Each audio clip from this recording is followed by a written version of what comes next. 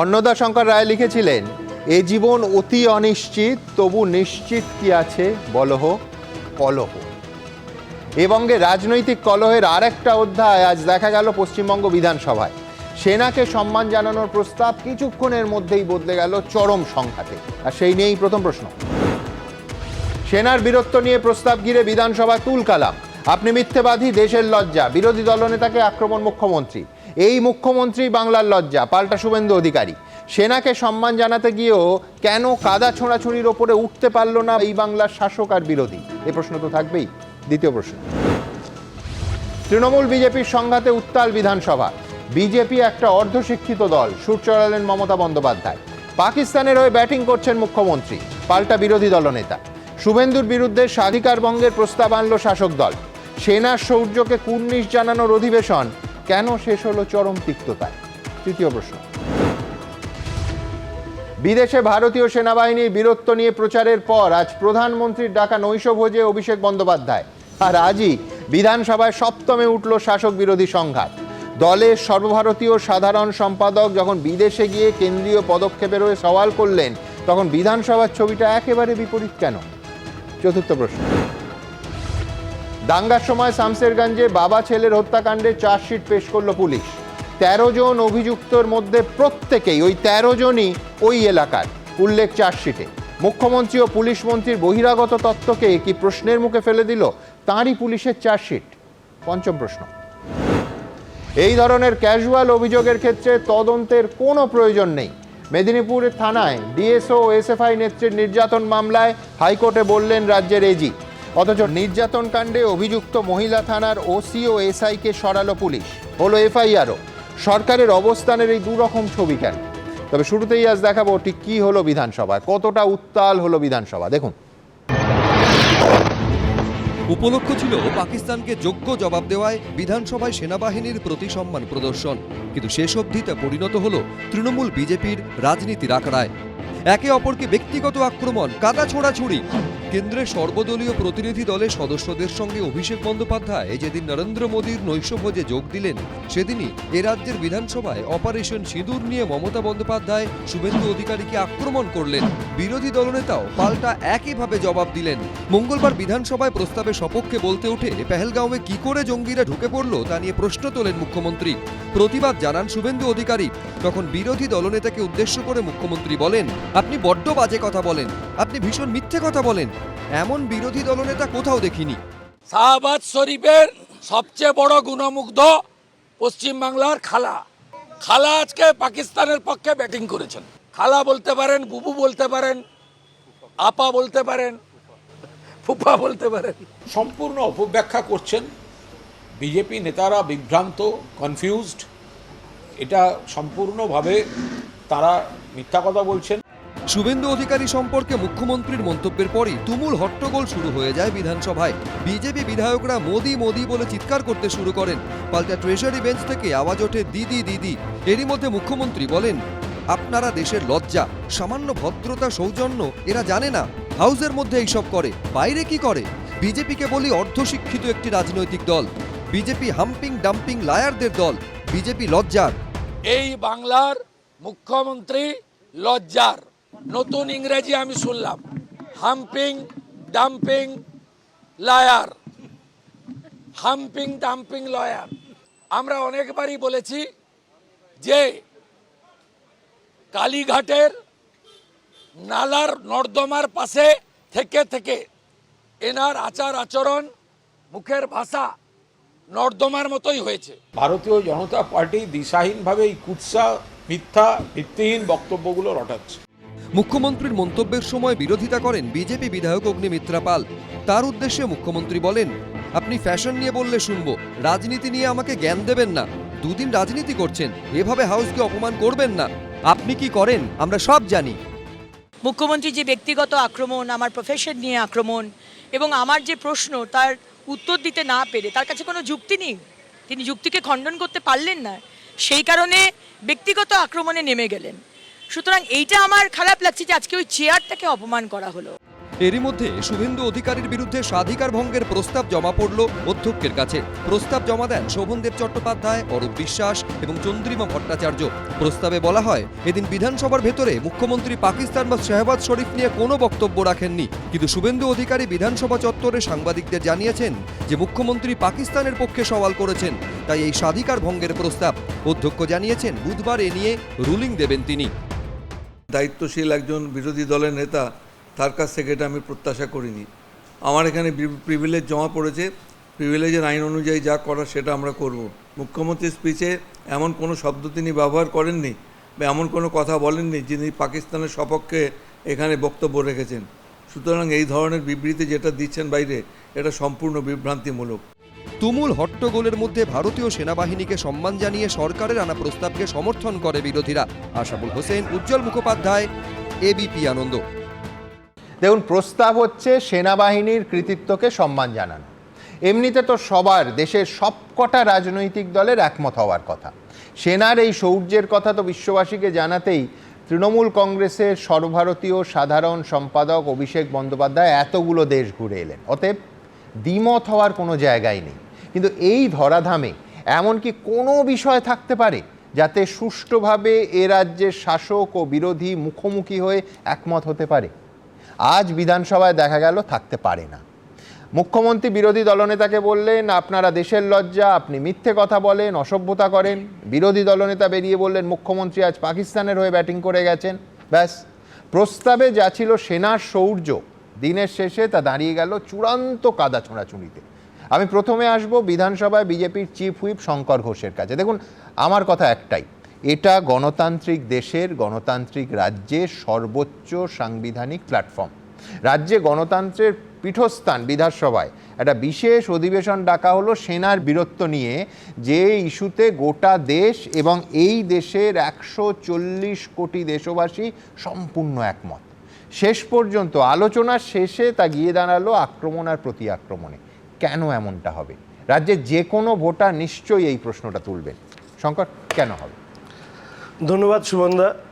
আসার সময় একজন পাসিং প্যাসেঞ্জার বলছিলেন যে মুখ্যমন্ত্রীর বক্তব্যের পর পাকিস্তানে নাকি পাকিস্তান সরকার বোমা টোমা ফাটিয়েছে, বাজি ফাটিয়ে আনন্দ উচ্ছ্বাস প্রকাশ করেছে। অনেক দিন ধরে ওরা শ্বাস নিতে পারছিল না, পাকিস্তানের এই শ্বাস নেওয়ার সুযোগ করে দেওয়ার জন্য ওরা মুখ্যমন্ত্রীকে ধন্যবাদ জানিয়েছে। সত্যি মিথ্যা তো আপনারা বিচার করবেন। সুমনদা, এবিপিতে একটি কথা বলা হয়, সবাই প্রশ্ন করে কারা করলো, আর আমরা প্রশ্ন করি কারা করালো। এবার প্রশ্নটা হচ্ছে যে এই প্রস্তাবটা আনা হয়েছিল, সবাই প্রস্তাব নিয়ে আলোচনা করছে। আমি বলছি এই প্রস্তাবটা কেন আনা হয়েছিল। আসলে মুখ্যমন্ত্রী, কেন্দ্রের সরকার, দেশের সেনাবাহিনী, তার শৌর্য, সেটা মন থেকে মেনে নিতে পারছিলেন না। আর মন থেকে মেনে নিতে পারছিলেন না বলেই তিনি প্রস্তাবটা এনে প্রকারান্তরে ঘুরিয়ে দেশবাসীকে অপমান করেছেন। যারা বিধবা হয়েছেন, যাদের সিঁদুর চিহ্নিত করে খুন করা হয়েছে, সেই সিঁদুরের নাম বাদ দিয়ে তার হিন্দু বিরোধী মানসিকতাকে প্রকাশ করেছেন। এবং আজকে ভাগ্যের কি পরিহাস যে আমি ব্যক্তিগতভাবে গত 4 বছরে যে মুখ্যমন্ত্রীকে দেখেছি, আজকে দেখলাম যে এই মুখ্যমন্ত্রী, তার ভাষা, তার রুচি সমস্তটাই মনে হলো যেন তিনি বিরোধী দলে বসে আছেন। আর বিরোধী দলনেতা তিনি স্থিতিধী হয়ে সদনের ভেতরে একজন দায়িত্বশীল মুখ্যমন্ত্রীর যে ভাষায় কথা বলা দরকার তিনি সেই ভাষায় কথা বললেন। এটাই হচ্ছে আজকের বিধানসভায় আমাদের ভাগ্যের পরিহাস। ভোটেও হেরেছিলেন, ফলে এখানেও তার একটা ছবি আমরা দেখলাম। এটা বলা হলো যে এটা একটা ঐতিহাসিক প্রস্তাব, এটা একটা প্রথম কোনো একটা রাজ্যে এই ধরনের প্রস্তাব নেওয়া হচ্ছে।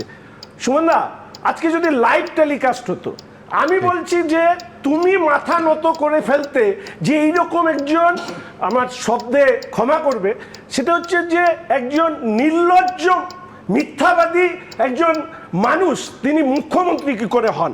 এই লাইভ টেলিকাস্ট হলে আজকে ওনার মনোভাব, পাকিস্তানের প্রতি তার অবদমিত প্রেম এবং হিন্দু বিরোধিতা আজকে সামনে আসতো। তোমরা যেটা দেখাচ্ছ সেটা এডিটেড, অর্থাৎ পুরোটা তোমরা দেখাচ্ছ না, ভেতরে কি হয়েছে, বাইরে যেটা বলা না না, হয়েছে। আমি বলছি এক সেকেন্ড সংখ্যা, তোমায় বাড়তি সময় দেবো। দেখানোর তো কোনো উপায় নেই, তার কারণ লাইভ টেলিকাস্টের অনুমতি একমাত্র মাননীয় স্পিকার সাহেব দেন, যেটা তিনি আজকে দেননি। এবার আমরা যেটা শুনেছি, যেটা আমাদের প্রতিনিধিরা বলেছেন, সেটাই গ্রাফিক্স করে Right. দেয়া ছাড়া কোনো উপায় আমার কেন কোনো সংবাদ মাধ্যমের হাতেই থাকে না। হ্যাঁ, এইখানেই প্রশ্ন। এই ঐতিহাসিক প্রথম যেখানে এই ধরনের প্রস্তাব এসছে, লাইভ টেলিকাস্ট হতে পারতো, এর আগেও প্রচুর লাইভ টেলিকাস্ট হয়েছে। তোমরা ওনার কিছু প্রশ্ন সামনে নিয়ে এসছো যে এই এই এই এই প্রশ্ন তুলেছেন, আর আমি বলছি ওনার কি কোনো নৈতিক অধিকার আছে এই প্রশ্ন তোলার? সুমনদা, তুমি যদি এই প্রশ্ন করো তার হয়তো জবাব দেওয়ার চেষ্টা করতাম, কিন্তু ওনার প্রশ্নের এই করবার অধিকার আছে। অভিষেক বাবুকে নৈশভোজে পাঠিয়েছেন, আর বিধানসভার ভেতরে তিনি ভারতবর্ষের সেনাবাহিনী, কেন্দ্রের সরকারের বিভিন্ন জায়গাগুলোকে তুলে ধরে আসলে ওনার দল কোনটা, এই নাটকবাজি এর কতদিন চলবে? এই নাটকবাজি বন্ধ হওয়া দরকার। আচ্ছা বেশ, শঙ্কর বিপরীত ছবির কথা বলছে। শঙ্কর, আমি আবার আসবো পরবর্তী পর্যায়ে, আমার পরের বক্তা অরূপ চক্রবর্তী, কিন্তু তার আগে দুটো কথা বলবো। একটা হচ্ছে যে প্রশ্ন তো প্রথম দিন থেকে তুলেছি, যখন পেহেলগাঁওয়ে এই হামলা হলো তখন সরাসরি আমরা ইন্টেলিজেন্স ফেলিয়ার এবং সেই নিয়ে প্রতিদিন এই অনুষ্ঠানে ঘন্টার পর ঘন্টা প্রশ্ন তুলেছি। কিন্তু তার আগে আপনাদের দেখাবো যে আজকে, আবার বলছি, শঙ্করের সঙ্গে একমত হয়ে যে আজকে লাইভ টেলিকাস্টের অনুমতি মাননীয় স্পিকার দেননি, সেই জন্য আমরা আমাদের প্রতিনিধিদের কাছ থেকে যা যা শুনেছি সেটা গ্রাফিক্সে, অবভিয়াসলি লাইভ টেলিকাস্টের মতো হুবহু কোট আনকোট পাওয়া তো সম্ভব না, আমরা সেটা দেখতেও পাইনি। তারা যেটা বলেছেন এবং বাইরে এসে রাজনৈতিক নেতানেত্রীরা যা বলেছেন তার ভিত্তিতে আপনাদের সামনে আনবো আমার পরের বক্তব্য, যে অপারেশন সিঁদুর। শঙ্করের অভিযোগ হচ্ছে যে অপারেশন সিঁদুর শব্দটা এই প্রস্তাব থেকে বাদ দেওয়া হয়েছে। আমি নিঃসন্দেহে অরূপের কাছে তার কারণ জানতে চাইবো, কিন্তু তার আগে দেখাবো এই নিয়ে বিতর্ক, কেন প্রস্তাবে অপারেশন সিঁদুর নেই। একেবারে তুল কালাম করলো বিজেপি ফ্লোরের ভেতরে, হাউসের ভেতরে। দেখুন, কয়েকদিন আগে সিঁদুর নিয়ে প্রধানমন্ত্রী ও মুখ্যমন্ত্রীর মন্তব্যে তেতে উঠেছিল পশ্চিম বাংলার রাজনীতি। এবার সিঁদুর আছে তপ্ত হলো বিধানসভা। তৃণমূল ও বিজেপির সংঘাতে তুলকালাম হলো বিধানসভায়। অপারেশন সিঁদুরের পর পাকিস্তানকে কূটনৈতিকভাবে একঘরে করতে একাধিক সর্বদলীয় প্রতিনিধি দলকে বিভিন্ন দেশে পাঠিয়েছিল মোদী সরকার, যার একটি দলে ছিলেন অভিষেক বন্দ্যোপাধ্যায়ও।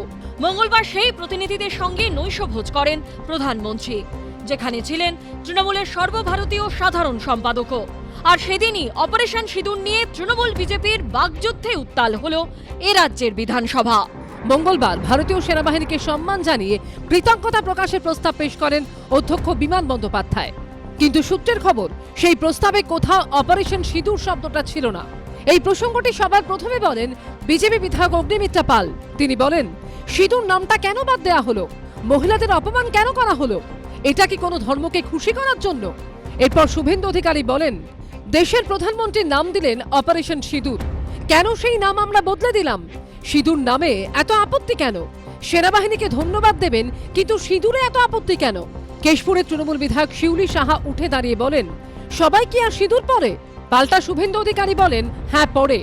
যারা চীনে থাকে সেই মাকুড়া পরে না, যারা ধর্ম মানে না তারা পরে না, সেকু মাকুড়া পরে না।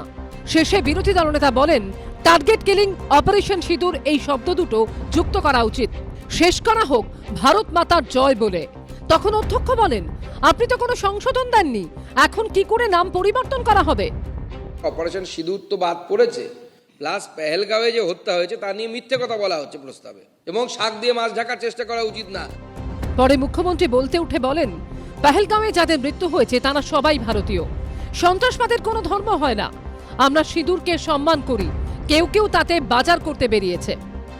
শুভেন্দুবাবুরা গোটা জিনিসটাকে বিকৃত করে বিভ্রান্তি তৈরি করার জন্য রাজনৈতিক ফায়দা তুলতে, সংকীর্ণ রাজনৈতিক স্বার্থে এক এক রকম ব্যাখ্যা দিচ্ছেন। আমরা এই ইস্যু নিয়ে রাজনীতি করতে চাই না। কদিন আগে রাজ্যে এসে অপারেশন সিঁদুর নিয়ে মন্তব্য করেছিলেন প্রধানমন্ত্রী, তারপর তাকে কড়া আক্রমণ শানান মমতা বন্দ্যোপাধ্যায়। हमारी सेना ने उनको सिंदूर की शक्ति का एहसास करा दिया। Why you are not giving sindoor to your Mrs. first? সিঁদুর নিয়ে দুপক্ষের তরজা চলছিলই, এই দিন তা ঢুকে পড়ল বিধানসভার অন্দরে। আশাবুল হোসেন ও উজ্জ্বল মুখোপাধ্যায়ের রিপোর্ট, এবিপি আনন্দ। দেখুন, অভিষেক বন্দ্যোপাধ্যায় এতগুলো দেশ ঘুরে শুধু সেনাবাহিনী নয়, ভারত সরকারেরও প্রশংসা করে এলেন। এতগুলো দেশে গিয়ে সন্ত্রাসবাদের বিরুদ্ধে পাকিস্তানকে কঠোর জবাব দেওয়ার পক্ষে আগাগোড়া সেনাবাহিনী এবং দেশের সরকারের পক্ষে সওয়াল করেছেন অভিষেক। বলেছেন দলের আগে দেশ। ঘটনাচক্রে প্রধানমন্ত্রী এই সমস্ত প্রতিনিধি দলের প্রত্যেককে আজ নৈশভোজের নিমন্ত্রণ করেছেন। সেই নিমন্ত্রণের রক্ষা করতে ইতিমধ্যেই তারা যেতে শুরু করেছেন, নিমন্ত্রণ নৈশভোজ শুরু হয়ে গেছে। অথচ দেখুন, একই দিনে আজ বিধানসভায় তুলকালাম হচ্ছে, এমনকি ব্যক্তিগত আক্রমণ চলল পুরো দমে। আমার প্রশ্ন খুব পরিষ্কার, কেন? দায় কার? অরূপ চক্রবর্তী। সুমন, দেখুন, আজকে আধুনিক চিকিৎসা বিজ্ঞান এতটা এগিয়েছে, ক্যান্সারের মতো দুরারোগ্য রোগও যদি প্রাথমিক পর্যায়ে ধরা পড়ে সেই রোগকেও মোটামুটি নির্মূল করে আনা যায়। কিন্তু এখনও চিকিৎসা শাস্ত্র ঈর্ষা বা হিংসার কোনো ওষুধ আবিষ্কার করতে পারেনি। সমস্যাটা হচ্ছে এখানে। আচ্ছা বলুন তো, আমি কার কথায় গুরুত্ব দেব? বিজেপির নেতাকে? আমি যতটুকু জানি বিজেপির নেতার নাম নরেন্দ্র মোদী। তো নরেন্দ্র মোদীর কথায় গুরুত্ব দেব না দেরানার লিডার অফ অপোজিশন শুভেন্দু অধিকারীর কথায় গুরুত্ব দেব, সেটা দেশের যারা বিজেপির সমর্থক তারা ঠিক করবে। সারা পৃথিবীতে সোচ্চারে পাক সন্ত্রাসবাদের বিরুদ্ধে দ্ব্যর্থহীন ভাষায় ভারতের পক্ষে ব্যাটিং করেছেন যিনি, তাকে আজকে নরেন্দ্র মোদী নৈশভোজে আমন্ত্রণ জানিয়েছেন।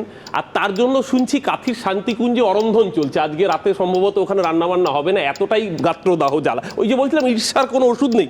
দেখুন, পাক সন্ত্রাসবাদের বিরুদ্ধে গোটা দেশ ঐক্যবদ্ধ, দেশের সরকারকে সমস্ত বিরোধী দল, এই এখানে আমাদের সাথে সিপিএম এর দৈরত রয়েছে, আমরা সমস্ত বিরোধী দল দেশের সরকারকে ফ্রি হ্যান্ড দিয়েছি যাতে সেনাবাহিনীকে ফ্রি হ্যান্ড দেওয়া হয়। আমাদের সেনাবাহিনী যথেষ্ট দক্ষ পাকিস্তানকে বুঝে নেওয়ার জন্য। কিন্তু আমাদের প্রশ্ন তো অন্য জায়গায়। কিন্তু আমি বলছি, আবার রাজ্যে তোমরা শাসক আর বিরোধী দলকে তাদের দলনেতাকে ডেরানার নেতা বলছো। আমি আসছি কেন, আমি বলছি এই জন্যই যে বিরোধী দলনেতা, ব্যক্তিবাদ দাও, মুখ্যমন্ত্রী এবং বিরোধী দলনেতা দুটোই কিন্তু সাংবিধানিক। আমি কেন এই কথাটা বলছি, দেখুন, আজকে স্পেসিফিক্যালি যখন সারা ভারতের সব বিরোধী দল ফ্রি হ্যান্ড দিল কেন্দ্রীয় সরকারকে যাতে সেনাবাহিনীকে ফ্রি হ্যান্ড দেওয়া যায়, আজকে ভারতবর্ষের মানুষ জানতে চাইল যে ভারতবর্ষের সরকারের বিষয়ে, ভারত পাকিস্তান সম্পর্কে দ্বিপাক্ষিক বিষয়ে কখনো তৃতীয় পক্ষ নাক গলাতে পারেনি। সেটা ইন্দিরা গান্ধীর সময় হোক, রিচার্ড নিক্সন, বা এমনকি অটল বিহারী বাজপেয়ী কার্গিল যুদ্ধের সময় আমেরিকা চেয়েছিল নাক গলাতে, সেদিনকেও অ্যালাউ হয়নি। তাহলে আজকে কি করে ভারতবর্ষ সিজফায়ার ঘোষণা করার আগে ডোনাল্ড ট্রাম্পের টুইটার অ্যাকাউন্ট থেকে সিজফায়ার ঘোষণা হয় এবং তার বিরুদ্ধে স্পেসিফিক্যালি জানতে চাওয়া হয়েছিল, এই বক্তব্যের বিরুদ্ধে লিখিত কোনো প্রতিবাদ কি ভারতবর্ষ জানিয়েছে?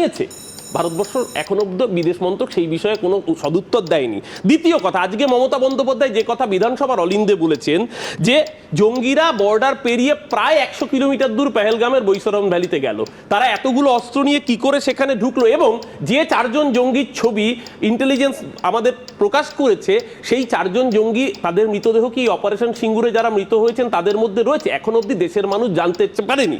সেইখানে দাঁড়িয়ে আজকে নিরাপত্তার ঘাটতি, প্রশ্নগুলো তো স্বাভাবিকভাবে উঠবে। দেশের মানুষ, আমাদের দেশের মানুষ প্রাণ হারিয়েছে, আমাদের দেশের মানুষ প্রাণ হারালে প্রশ্ন তোলা নিয়ে নয়, প্রশ্ন হচ্ছে যে শাসক এবং বিরোধী যেভাবে পরস্পরকে আক্রমণ করছে, যে ভাষায় আক্রমণ করছে, সেটা সুস্থ গণতন্ত্রের ছবি নয়। আমাদের শুনুন, আমরা একটা জিনিস প্রথম দিন থেকে ক্লিয়ার করেছি, বাইরের দেশের কাছে আমরা একটা ইউনাইটেড দেশের চিত্র প্রতিস্থাপিত করব, কিন্তু দেশের মধ্যে আমাদের তো নিশ্চিতভাবে রাজনৈতিক বৈরিতা থাকবে। কোন রাজনৈতিক দলকে, আমাদের বিরোধী রাজনৈতিক দল যারা, তাদেরকে দেখবেন না সেনাবাহিনীকে অপমান করতে, একমাত্র বিজেপি। আপনি বারবার করে আমরা কুমার বিজয় সিং এর উদাহরণ দিই যে সোফিয়াপুরে থেকে জঙ্গিদের বন বলা হয়েছে। আমি দুটো এক্সাম্পল দিচ্ছি। মধ্যপ্রদেশের ডেপুটি সিএম জগদীশ দেবরা, তিনি কোট আনকোট বলেছেন ভারতীয় সেনা নরেন্দ্র মোদীর পায়ের তলায় থাকে। মধ্যপ্রদেশের ডেপুটি সিএম আরেকজন বিজেপির এমএলএ রণবীর সিং পাঠানিয়া, তিনি বলেছেন air force useless because they were sleeping when Pakistan was attacking. বিজেপির এমএলএ, বিজেপির ডেপুটি সিএম, কোন ভারতবর্ষের কোন রাজনৈতিক দলকে দেখবেন না তারা সেনাবাহিনীকে আক্রমণ করছে। পার্থক্যটা এখানেই। অপারেশন সিঁদুর বলছেন আর অপারেশন সিঁদুরের সাফল্য টাঙিয়ে বিহারে ভোট চাইছেন। আমি খুব দ্রুত বলে রাখি, এক হচ্ছে এই প্রশ্ন করার নৈতিক অধিকার মমতা ব্যানার্জির নেই, যেখানে দাঁড়িয়ে মালদা মুর্শিদাবাদে পুলিশকে নিষ্ক্রিয় রেখে বহিরাগত তথ্য তুলে পুলিশের চার্জশিটে দেখা যাচ্ছে আমার প্রতিবেশী, আমার খুনি, যিনি এইটা সামলাতে পারেননি তার কি অধিকার আছে? এক। 2 নম্বর, ভারতবর্ষ আজকে যতগুলো অপারেশন করেছে সবগুলো অপারেশনের কোনো না কোনো নাম আছে। Air force, navy, army, coordinate operation সিঁদুর। কেন অপারেশন সিঁদুর? জঙ্গিরা যখন খুন করছে হিন্দুদেরকে, তাদের ওয়াইফকে বলেছে সিঁদুর দেখে যা তোরা মোদিকে বলে আয়। আজকে তারপরে দাঁড়িয়ে সিঁদুরকে অস্বীকার করা, আজকে তুমি বলছো নামে অ্যালার্জি, অরূপ নামে অ্যালার্জি হিন্দু বিরোধী হতে হতে পাকিস্তান সিঁদুরে অ্যালার্জি বলছে। আমি পরিষ্কার একটা জিনিস বলছি, বিজেপি প্রথম দিন থেকেই চাইছে এটাকে হিন্দু মুসলমান ন্যারেটিভে বিভাজিত করতে। যখন বেছে বেছে হিন্দুদের আক্রমণ করা হচ্ছিল, সেই সময় হিন্দু টুরিস্টদের বাঁচানোর জন্য যে নিজের বুক তার নাম শেখ আদিল হোসেন শাহ, এইটা বিজেপি চেপে যাচ্ছে। যখন ঝন্টু আলী শেখ শঙ্কর ঘোষের থেকে কোনো অংশে কম জাতীয়তাবাদী নয়, তার মৃতদেহ আসলে শুভেন্দু অধিকারী যায় না। আজকে মুখ রক্ষা করার জন্য আমি নদিয়ার বিধানসভায় আজকে শঙ্কর রায় প্রশ্ন তুলেছে যে আজকে নিহত মানুষদের তালিকায় কেন ঝন্টু আলী শেখের নাম নেই। শঙ্কর রায় প্রশ্ন তুলেছে আজকে বিধানসভায় যে শোক প্রস্তাব রাখা হয়েছিল। আসল কথা, ভারতীয় পাসপোর্ট হাতে আর মনে পাকিস্তান প্রেম থাকলে এই ধরনের কথা আপনি চাইলো এক ইনস্ট্যান্ট 1 ঘন্টার মধ্যে 50টা পাকিস্তানের পতাকা জোগাড় করতে পারবেন না। একটাই দল করে, তার নাম ভারতীয় জনতা পার্টি। আজকেও বলছিল না শঙ্কর একটু আগে, আস্তে আস্তে শুনছিল পাকিস্তানের লোক এই বলছে। পাকিস্তানের লোক কি বলছে সুমন আমি নিশ্চিত, ভারতের অন্যতম বৃহত্তম সংবাদ মাধ্যম হওয়া সত্ত্বেও আপনার কাছে আসেনি পাকিস্তানের লোক কি বলছে, বিজেপি ও যদি লড়াই করে থাকে, ও বিরোধী দলনেতা হিসেবে আগামী দিন প্রজেক্টের মুখ হতে পারে। শুভেন্দু অধিকারী থেকে ভালো পারফরম্যান্স থাকতে পারে, ভালো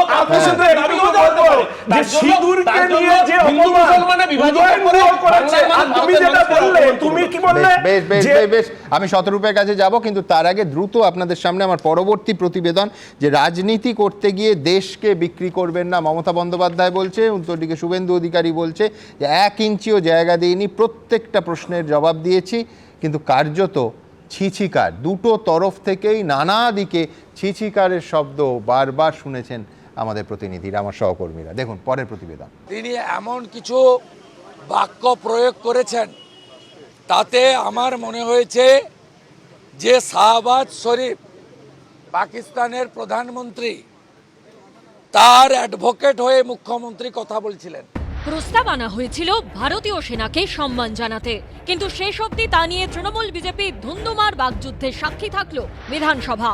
বিদেশ ঘুরে আসা কেন্দ্রের সর্বদলীয় প্রতিনিধি দলের সদস্যদের সঙ্গে অভিষেক বন্দ্যোপাধ্যায় যেদিন নরেন্দ্র মোদীর নৈশভোজে অংশ নিলেন, সেদিন বিধানসভায় তৃণমূল বিজেপির চাপানোতরে ব্যক্তিগত আক্রমণ থেকে তুই তোকারি, বাদ গেল না কিছুই। আর মমতা বন্দ্যোপাধ্যায় এবং শুভেন্দু অধিকারীর সংঘাতের সুর তো চড়ল সপ্তমে। বিধানসভায় দাঁড়িয়ে বিজেপি বিধায়কদের উদ্দেশ্যে মুখ্যমন্ত্রী বললেন, রাজনীতি করতে গিয়ে দেশকে বিক্রি করবেন না। হিন্দু ধর্ম সর্বধর্ম সমন্বয়ের কথা বলে, এটা স্বামী বিবেকানন্দর হিন্দু ধর্ম, রামকৃষ্ণদেবের হিন্দু ধর্ম। আপনারা ছদ্মবেশী হিন্দু, সবাইকে সম্মান করি, আপনাদের ইগনোর করি। পাল্টা শুভেন্দু অধিকারীও জবাব দেন মুখ্যমন্ত্রীকে। আমরা ওনাকে জবাব দিয়েছি, আমরা ওনাকে 1 ইঞ্চি জায়গা দিইনি। মোদিজিকে ছোট করবেন, অমিত শাহজিকে পার্সোনাল অ্যাটাক করবেন। উনি নজরুল মঞ্চে গান গেয়ে দিয়েছেন, আমার যাওয়ার সময় হলো, দাও বিদায়। বিধানসভায় বিজেপিকে নিশানা করে মুখ্যমন্ত্রী আরো বলেন, অর্ধশিক্ষিত রাজনৈতিক দল, লজ্জা করে না ছি, লজ্জা করে না ছি। আমরা উঠে দাঁড়িয়ে ছি মমতা, ছি মমতা, ছি মমতা উনার সামনে করেছি। মঙ্গলবার বিধানসভায় শিক্ষামন্ত্রী ব্রাত্য বসু বলেন, জঙ্গিরা বেছে বেছে হিন্দুদের মেরেছে। জঙ্গিরা কেন করেছে সেটা তারা বলতে পারবে, কিন্তু যে চালক বাধা দিতে গিয়ে প্রাণ হারিয়েছেন তিনি মুসলিম। ফলে কেউ কেউ এই যুদ্ধকে হিন্দু এবং মুসলিমের হিসেবে চিহ্নিত করলে ভুল করা হবে। অতদূর যাওয়ার কি দরকার? ওনাকে জিজ্ঞেস করুন না ব্রাত্য বসুকে, চন্দন দাস, হরগোবিন্দ দাস কেন মারা গেছে, কেন সেদিন বাড়িগুলো ভাঙা হয়েছিল মুর্শিদাবাদে? কতদিন বোকা বানাবেন এই বুদ্ধিজীবীরা? ব্রাত্য বসুর মতো বুদ্ধিজীবীরা হচ্ছে সমাজের টিবি, ক্যান্সার। এরই মধ্যে অধ্যক্ষের কাছে শুভেন্দু অধিকারীর বিরুদ্ধে স্বাধিকার ভঙ্গের প্রস্তাব জমা দিয়েছে তৃণমূল। প্রস্তাবে বলা হয়েছে, পাকিস্তান বা শাহবাজ শরীফ নিয়ে এদিন বিধানসভার ভেতরে কোনো বক্তব্য রাখেননি মুখ্যমন্ত্রী। কিন্তু শুভেন্দু অধিকারী বিধানসভা চত্বরে সাংবাদিকদের জানিয়েছেন যে মুখ্যমন্ত্রী পাকিস্তানের পক্ষে সওয়াল করেছেন, তাই এই স্বাধিকার ভঙ্গের প্রস্তাব। প্রিভিলেজ অনেকেই করেছেন, আমাদের চন্দ্রিমা ভট্টাচার্য, শোভনদেব চট্টোপাধ্যায় প্রিভিলেজ জমা পড়েছে। প্রিভিলেজটা আমরা কনসিডারেশনে নিয়েছি। কালকে আমাদের রুল অনুযায়ী যেটা হবে সেটা আমরা কালকে আফটার কোশ্চেন আওয়ার আমরা এটা করব। সব মিলিয়ে বিধানসভা উত্তাল ঘিরে নতুন রাজনৈতিক বিতর্কের সূত্রপাত। আশাবুল হোসেন, উজ্জ্বল মুখোপাধ্যায় ও ঝিলম করঞ্জাইয়ের রিপোর্ট, এবিপি আনন্দ। দেখুন, ভারতীয় সেনার শৌর্য নিয়ে কেউ, বামেরাও কোনো প্রশ্ন তোলেনি। শুরু থেকেই সর্বদলীয় বৈঠকে বামেরা বলেছে এই ইস্যুতে আমরা সবাই সরকারের পাশে আছি। এমনকি বাম সাংসদ জন ব্রিটাস অভিষেক বন্দ্যোপাধ্যায়ের মতোই একটা প্রতিনিধি দলের সদস্য হয়ে বিদেশেও গেছিলেন। আমার প্রশ্ন থাকবে শতরূপের কাছে যে অপারেশন সিঁদুর নামটা প্রস্তাবে থাকা না থাকা এবং সেই থাকা না থাকা নিয়ে আজকে গোটা দিনের টানাপোড়েন নিয়ে বামেরা কি মনে করে? দেখুন, যে কথাটা সুমনদা একদম শুরুতেই বললেন যে এই ধরনের ঘটনার ক্ষেত্রে অতীতে তো ভারতকে বহু ক্ষেত্রে এরকম যুদ্ধ বা এরকম পরিস্থিতির সামনে পড়তে হয়েছে। চিরকাল আমরা দেখে এসেছি যে শাসক এবং বিরোধীর একটা মতৈক্য, একটা কনসেনসাস। এক্ষেত্রে পশ্চিমবাংলায় সেটা হলো না, গোটা দেশ জুড়েই কতটা হলো না হলো আমাদের সন্দেহ আছে, আমাদের আক্ষেপ রয়েছে। এবার এই প্রসঙ্গে কতগুলো কথা বলি। অপারেশন সিন্দুর এই শব্দবন্ধটা না থাকার কোনো কারণ নেই, ফরেন ডেলিগেশনেরও সময় ব্যবহার করা হয়েছিল, এক্ষেত্রে মুখ্যমন্ত্রী ব্যবহার করলেই পারতেন। তবে আবার এটাও ঘটনা, সবার আগে আমি তো ওখানে দাঁড়িয়ে সেদিন বলেছিলাম যে ঝন্টু আলী শেখ মারা গেল, তার মৃতদেহে মালা দেওয়ার জন্য সমস্ত রাজনৈতিক দলের প্রতিনিধিরা থাকলো, কেন আজকে বিজেপির কেউ এলো না? সেই সময় তৃণমূলও গলা মিলিয়ে, পরবর্তীকালে আমার মনে আছে অরূপদাই এই এবিপি আনন্দেও এক সময় বলেছিল, আরও কয়েকজন বলেছিলেন। কিন্তু আমরা খুব অবাক হলাম যে কেন সত্যি ঝন্টু আলী শেখের নামটা কেন আজকে শোক প্রস্তাবে থাকলো না। আবার এটাও ঘটনা সুমনদা, এত কিছুর পরে 12ই মে যখন প্রধানমন্ত্রী নরেন্দ্র মোদী জাতির উদ্দেশ্যে ভাষণ দিলেন, গোটা অপারেশন সিন্দুরটা হয়ে যাওয়ার পরে ঝন্টু আলী শেখ সহ অপারেশন সিন্দুরে নিহত ভারতের একজন শহীদ জওয়ানের নামও মোদির ভাষণে ছিল না, নট আ সিঙ্গল আর্মি জওয়ান 12ই মে ভাষণে। এবং কাশ্মীরের মানুষের বীরত্ব থেকে শুরু করে দেশ জুড়ে তখন যে একটা মানে সাম্প্রদায়িক একটা বিদ্বেষ তৈরি করার চেষ্টা হচ্ছে, সেটা তো ছিলই না, ছেড়েই দিলাম। কিন্তু একজন শহীদ জওয়ান, আমরা আশা করেছিলাম যে এই পরিস্থিতির পরে যেন প্রধানমন্ত্রী বলা শুরু করবেন, প্রথম তার কথা হবে যে অপারেশন সিন্দুরে শহীদদেরকে আমার শ্রদ্ধার্ঘ, তার কাছ দিয়ে যাননি। আজকে দেখো 10টা সমালোচনা, আমি তো বিধানসভার সদস্য নই, সুতরাং আমি জানি না এক্স্যাক্টলি কী হয়েছে না হয়েছে, কিন্তু 10টা সমালোচনা করাই যায় সরকারের ভূমিকায়। কিন্তু আমাদের প্রশ্নটা হচ্ছে, কেন কোনো একটা রাজ্যের বিধানসভাকে প্রথমেই সেশন ডাকতে হলো? কেন ভারতের পার্লামেন্টে এরকম একটা সেশন ডেকে কেন্দ্রের সরকারই আমাদেরকে পথ দেখিয়ে দিল না যে অপারেশন সিন্দুর পরবর্তীকালে এইভাবে প্রস্তাব নিতে হয়, এইভাবে আলোচনা করতে হয়? পার্লামেন্টের একটা সেশন ডেকে আপনি একটা মডেল সেট করে দিতেন, ভালো হতো। বিজেপি শাসিত রাজ্য, বিজেপি বিরোধী রাজ্য যে কোনো রাজ্যের ক্ষেত্রে সেটাকে ফলো করতো, তাই তো হওয়া উচিত। কেন হলো না? আজকে বলছি যে আজকে বিজেপি তৃণমূল এই নিয়ে এত কথা বলছে, কিন্তু এটা তো ঘটনা যে একথা ঠিক, বিজেপি আজকে আপত্তি তুলেছে, আমাদের ভালো লাগলো যে কেন ঝন্টু আলী শেখের নাম বিধানসভার প্রস্তাবে নেই। কিন্তু মোদি কদিন আগে পশ্চিমবাংলায় যে সভা করে গেলেন, ওই কাশ্মীরের পেহেলগামে জঙ্গি হামলার পরে তার বদলা নিতে গিয়ে প্রথম ভারতের যে সন্তান শহীদ হলো ঝন্টু আলী শেখ, তার নিজের রাজ্যে এসে একটা বারের জন্য তো মোদিও তার নামটা নিজের মুখে আনলেন না। সুতরাং এই নিয়ে বলতে গেলে তো অনেক কথা বলা হয়ে যায়। আর মমতা বন্দ্যোপাধ্যায় আজকে বলছেন বিরোধীদের দিকে উদ্দেশ্য করে, শুভেন্দু অধিকারী সহ বাকিদেরকে, যে আপনারা লজ্জা, আপনাদের এই আচরণ লজ্জার, ইত্যাদি ইত্যাদি ইত্যাদি। তা এখন আপনি লজ্জা পেলে কী হবে? ওই পারে যারা বসে আছে, পশ্চিমবাংলার এই মুহূর্তে বিরোধী বেঞ্চে যারা বসে আছে, দু একজন আমাদের ঘরেও তৈরি, কিন্তু তার বাইরে তো অর্ধেকের বেশি আপনার হাতে তৈরি। তা আপনার কাছ থেকে যে কালচার শিখেছে, আপনি ওদেরকে হাতে করে বিধানসভা ভাঙতে শিখিয়েছেন, আপনি ওদেরকে হাতে করে যে রাজনীতি করতে শিখিয়েছেন, তারা এখন আপনার উল্টো দিকে বসে সেই রাজনীতি করছে। এখন আপনি আর লজ্জা পেয়ে ওদেরকে লজ্জিত হতে বলে কি করবেন? লজ্জা তো সবার আগে আপনার পাওয়ার কথা। আমি শেষ যে কথাটা বলছি, দেখো আমি এটা বিশ্বাস করি না সুমনদা, কোনো রাজ্যের ক্ষেত্রেই, আমি বিজেপি শাসিত রাজ্য কি বিজেপি বিরোধী রাজ্য, কোনো রাজ্যেরই কোনো মুখ্যমন্ত্রী, কোনো সরকার, কোনো এমএলএ যে পক্ষেরই হোক না কেন, তারা বিধানসভায় দাঁড়িয়ে দাঁড়িয়ে পাকিস্তানের হয়ে কথা বলবে বলে। আর আজকে বিজেপির এই কথাগুলো সত্যি বলা উচিত না, কারণ এটা ঘটনা অপারেশন সিন্দুর পরবর্তী সময়ে যখন মোদি বিভিন্ন রাজ্যে গিয়ে ভোটার ক্যাম্পেইন করে বেড়াচ্ছিলেন, তখন ভারতের বিরোধী দলগুলো নিজের কাঁধে দায়িত্ব তুলে নিয়েছিল ভারতের হয়ে পাকিস্তানের বিরুদ্ধে গোটা পৃথিবীর সামনে পাকিস্তানকে আনমাস্ক করার। কিন্তু আমি যে কথাটা বলছি, তাও বিজেপিকে এটা করতে হচ্ছে কেন, আমি এটা বলেই শেষ করছি। আমি 3জন নেতার তারিখ ধরে নাম বলছি। গত বছর যখন ভোটের ক্যাম্পেইন চলছে, 11ই মে অমিত শাহ, 18ই মে যোগী আদিত্যনাথ, 22শে মে শিবরাজ সিং চৌহান বলেছিলেন তৃতীয়বারের জন্য মোদি জিতে আসলে পিওকে আমরা নিয়ে নেব পাকিস্তানের হাত থেকে। যোগী আদিত্যনাথ আবার টাইম সেট করে দিয়েছিলেন, বলেছিলেন যে তৃতীয়বার শপথ নেওয়ার 6 মাসের মধ্যে। এখন যখন সেই সব কিছু হয়নি, আমরাও মনে করি না যে কালকেই গিয়ে কেউ যুদ্ধ করে পিওকে নিয়ে নেবে, অত সহজ ব্যাপারটা। আমরা অবশ্যই মনে করি কাশ্মীর ভারতের অবিচ্ছেদ্য অঙ্গ, পিওকে ভারতের মধ্যে আসা উচিত, এই নিয়ে কোনো সন্দেহ নেই, কোনো ভারতীয়র মনে কোনো সন্দেহ নেই। চিরকাল ভারতের সমস্ত রাজনৈতিক দল এই ব্যাপারে একমত। কিন্তু কথাটা হচ্ছে, একটা সময় মোদির বীরত্বকে এমন ফুলিয়ে ফাঁপিয়ে প্রচার করেছিল যে ক্ষমতা এসে 6 মাসের মধ্যে পিওকে নিয়ে নেবে। এখন মোদি সেটা করতে পারছেন না বলে মোদির সেই অপদার্থতাকে ঢাকার জন্য অন্যকে পাকিস্তানের দালাল, শাহবাজ শরীফের এজেন্ট, এই সমস্ত বলে আসলে মোদিকে আড়াল করা হচ্ছে কিনা, এটা কিন্তু গোটা দেশের মানুষ বুঝতে পারছেন, দেখতে পাচ্ছেন। আমি যাব, তার আগে শুধু আপনাদের মনে করিয়ে দেবো যারা নিয়মিত যুক্তিতক্ক অনুষ্ঠান দেখেন, আমি 11টা ডেট ধরে উদাহরণ দিয়েছিলাম যেখানে প্রধানমন্ত্রী, কেন্দ্রীয় স্বরাষ্ট্রমন্ত্রী, বিদেশমন্ত্রী, প্রতিরক্ষামন্ত্রী সহ যোগী আদিত্যনাথ সহ 11 জন নেতা লোকসভা ভোটের আগে বলেছিলেন যে পিওকের দখল আমরা করবই ক্ষমতায় আসতে পারলে। আমি ছোট্ট একটি কথা বলবো শতরূপের বক্তব্যের পরিপ্রেক্ষিতে। শতরূপ একটা কথা বলেছে যে একটা মডেল সেট হওয়া দরকার ছিল।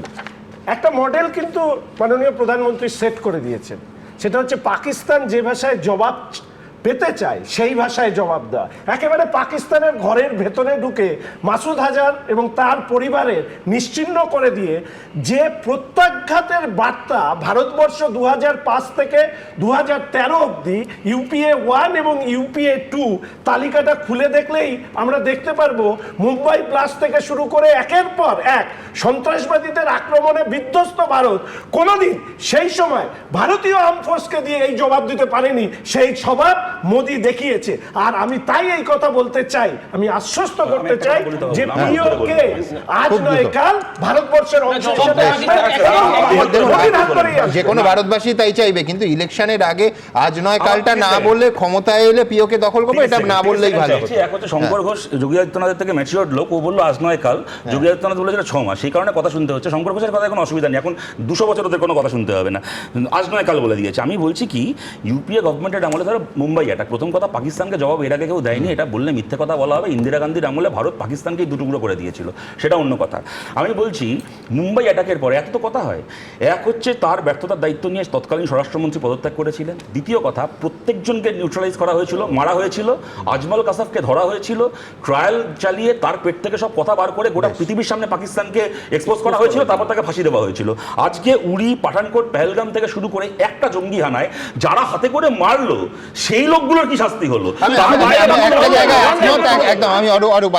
একটা জায়গায় একমত, একটা জায়গায় দ্বিমত। একমত কোন জায়গাটা, যে আজমল কাসাফ যে বারবার আমরা দেখছি ইউটিউবে অবধি সেই নার্কো টেস্টের ফলাফল আছে, এবং বারবার তার সমস্ত জবানবন্দিতে স্বীকার করে নিয়েছিল, একেবারে অকাট্য প্রমাণ ছিল বিশ্ববাসীর সামনে, একেবারে পরিষ্কার যে পাকিস্তানে ট্রেনিং হয়েছিল, কি বলে তাদের এখানে পাঠানো হয়েছিল, এই সমস্ত তথ্যগতভাবে আজমল কাসাফের যে টেস্টিমনি একেবারে স্পষ্ট।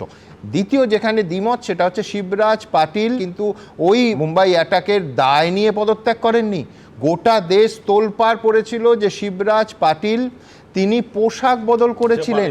হ্যাঁ, শিবরাজ পাটিল একটার পর একটা গোটা দিনে বোধহয় 7টা প্রেস কনফারেন্স করেছেন, তারপর 5বার তার পোশাক চেঞ্জ হয়েছিল। গোটা দেশে তখন তোলপাড় যে এতগুলো তাজা প্রাণ ঝরে গেল, আর দেশের স্বরাষ্ট্রমন্ত্রী তিনি ড্রেস চেঞ্জ করে করে একবার এসে একটা বিবৃতি দিচ্ছেন।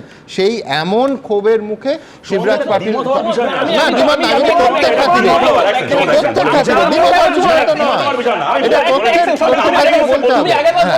আমার বিরুদ্ধে বললো, তাই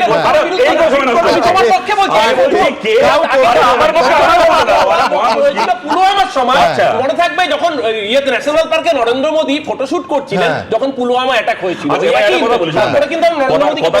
উনি পোশাক পাল্টেছিলেন না চুলাচে ছিলেন না আমি বলতে পারি, হয়তো তার জন্যই করেছিলেন। কিন্তু এটার ঘটনা আছে, এরকম একটা জঙ্গি হামলা হওয়ার পরে সামওয়ান ওয়াজ অ্যাকাউন্টেবল। আজকে ভারতে এখানেই আমি দ্বিমত। পোশাক বদলাচ্ছে, পদত্যাগ করেছে, ভালো কথা, আর একজন ভোটের মিটিং করে বেড়াচ্ছে। আমার তুলনাতে কোনো আপত্তি নেই, কিন্তু আমার বক্তব্য যে অ্যাটাকের দায় নিয়ে তিনি পদত্যাগ করেননি, তথ্যটা খুব পরিষ্কার রাখা উচিত। এরপরে আমার পরের প্রতিবেদন, তারপর আবার এই বিতর্কে আমি আসব। রাজ্যের মন্ত্রী উদয়ন গুহ, রাজ্যের মন্ত্রী ফিরহাদ হাকিম এবং পাণ্ডবেশ্বরের তৃণমূল বিধায়ক, তাদের যা মন্তব্য সেই নিয়ে আজকে বিজেপির আক্রমণ শানালো। ওই বিধানসভার মধ্যে পাল্টা একটার পর একটা ইস্যুতে বিজেপিকে আক্রমণ করলেন তৃণমূল বিধায়করা। দ্রুত পরের প্রতিবেদন।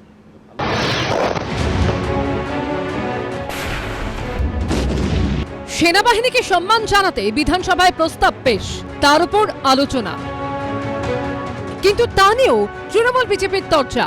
অপারেশন সিঁদুর নিয়ে কোন দলের কোন নেতা কি বিতর্কিত মন্তব্য করেছেন তা টেনে আনলো দুপক্ষ। শুভেন্দু অধিকারী বলেন, আপনাদের বিধায়করা বাইরে যে মন্তব্য করছেন সেটা মেনে নেওয়া যায় না। ফিরহাদ হাকিম বলছেন, উদয়ন গুহ বলেছেন আগে চায়ের ব্যবসা করতো, এখন সিঁদুরের ব্যবসা করে। কেউ বলেছে অপারেশন নাটক, পাকিস্তানের সাথে সেটিং হয়েছে। কেউ আগে হয়তো চায়ের ব্যবসা করতেন, এখন তারা কেউ হয়তো সিঁদুরের ব্যবসা করছেন। কিভাবে সিঁদুর খেলা শুরু করেছে বিজেপি সরকার, গোটাটাই যুদ্ধ খেলা, গোটাটাই নাটক, পাকিস্তানের সঙ্গে ফিটিং করেছে। ভারতবর্ষের সেনাবাহিনী তারা তাদের জীবন দিয়ে, তাদের সামর্থ্য দিয়ে পাকিস্তানকে যোগ্য জবাব দিয়েছে। এখানে প্রধানমন্ত্রীর কোনো বড় কিছু নেই, বরং একটা বড় দেশের ভয়ে সেনাবাহিনীকে আটকে দিয়েছে কাপুরুষের মতন, সেটা অন্যায়। বিরোধী দলনেতার মন্তব্যের প্রেক্ষিতে অধ্যক্ষ বলেন, বাইরের কথা ভিতরে আনা যাবে না। এই প্রসঙ্গ বাদ দিতে বলেন তিনি। পাল্টা শুভেন্দু অধিকারী বলেন, মুখ্যমন্ত্রীর সামনে উদয়ন গুহ এই ধরনের মন্তব্য করছেন, এটা লজ্জার, ক্ষমা চাইতে হবে বলে দাবি তোলেন বিরোধী দলনেতা। বিজেপির পাল্টা মুখ্যমন্ত্রী বলেন, মধ্যপ্রদেশের এক নেতা বলছেন মেয়েরা কেন সামনের সারিতে লড়াই করবে। এই কথা মেনে নেওয়া যায় না। যে জঙ্গিরা এলো, কিভাবে এলো, কেন ধরা পড়লো না, কি করে জঙ্গিরা ভেতরে ঢুকলো, তার উত্তর চাইতেই হবে।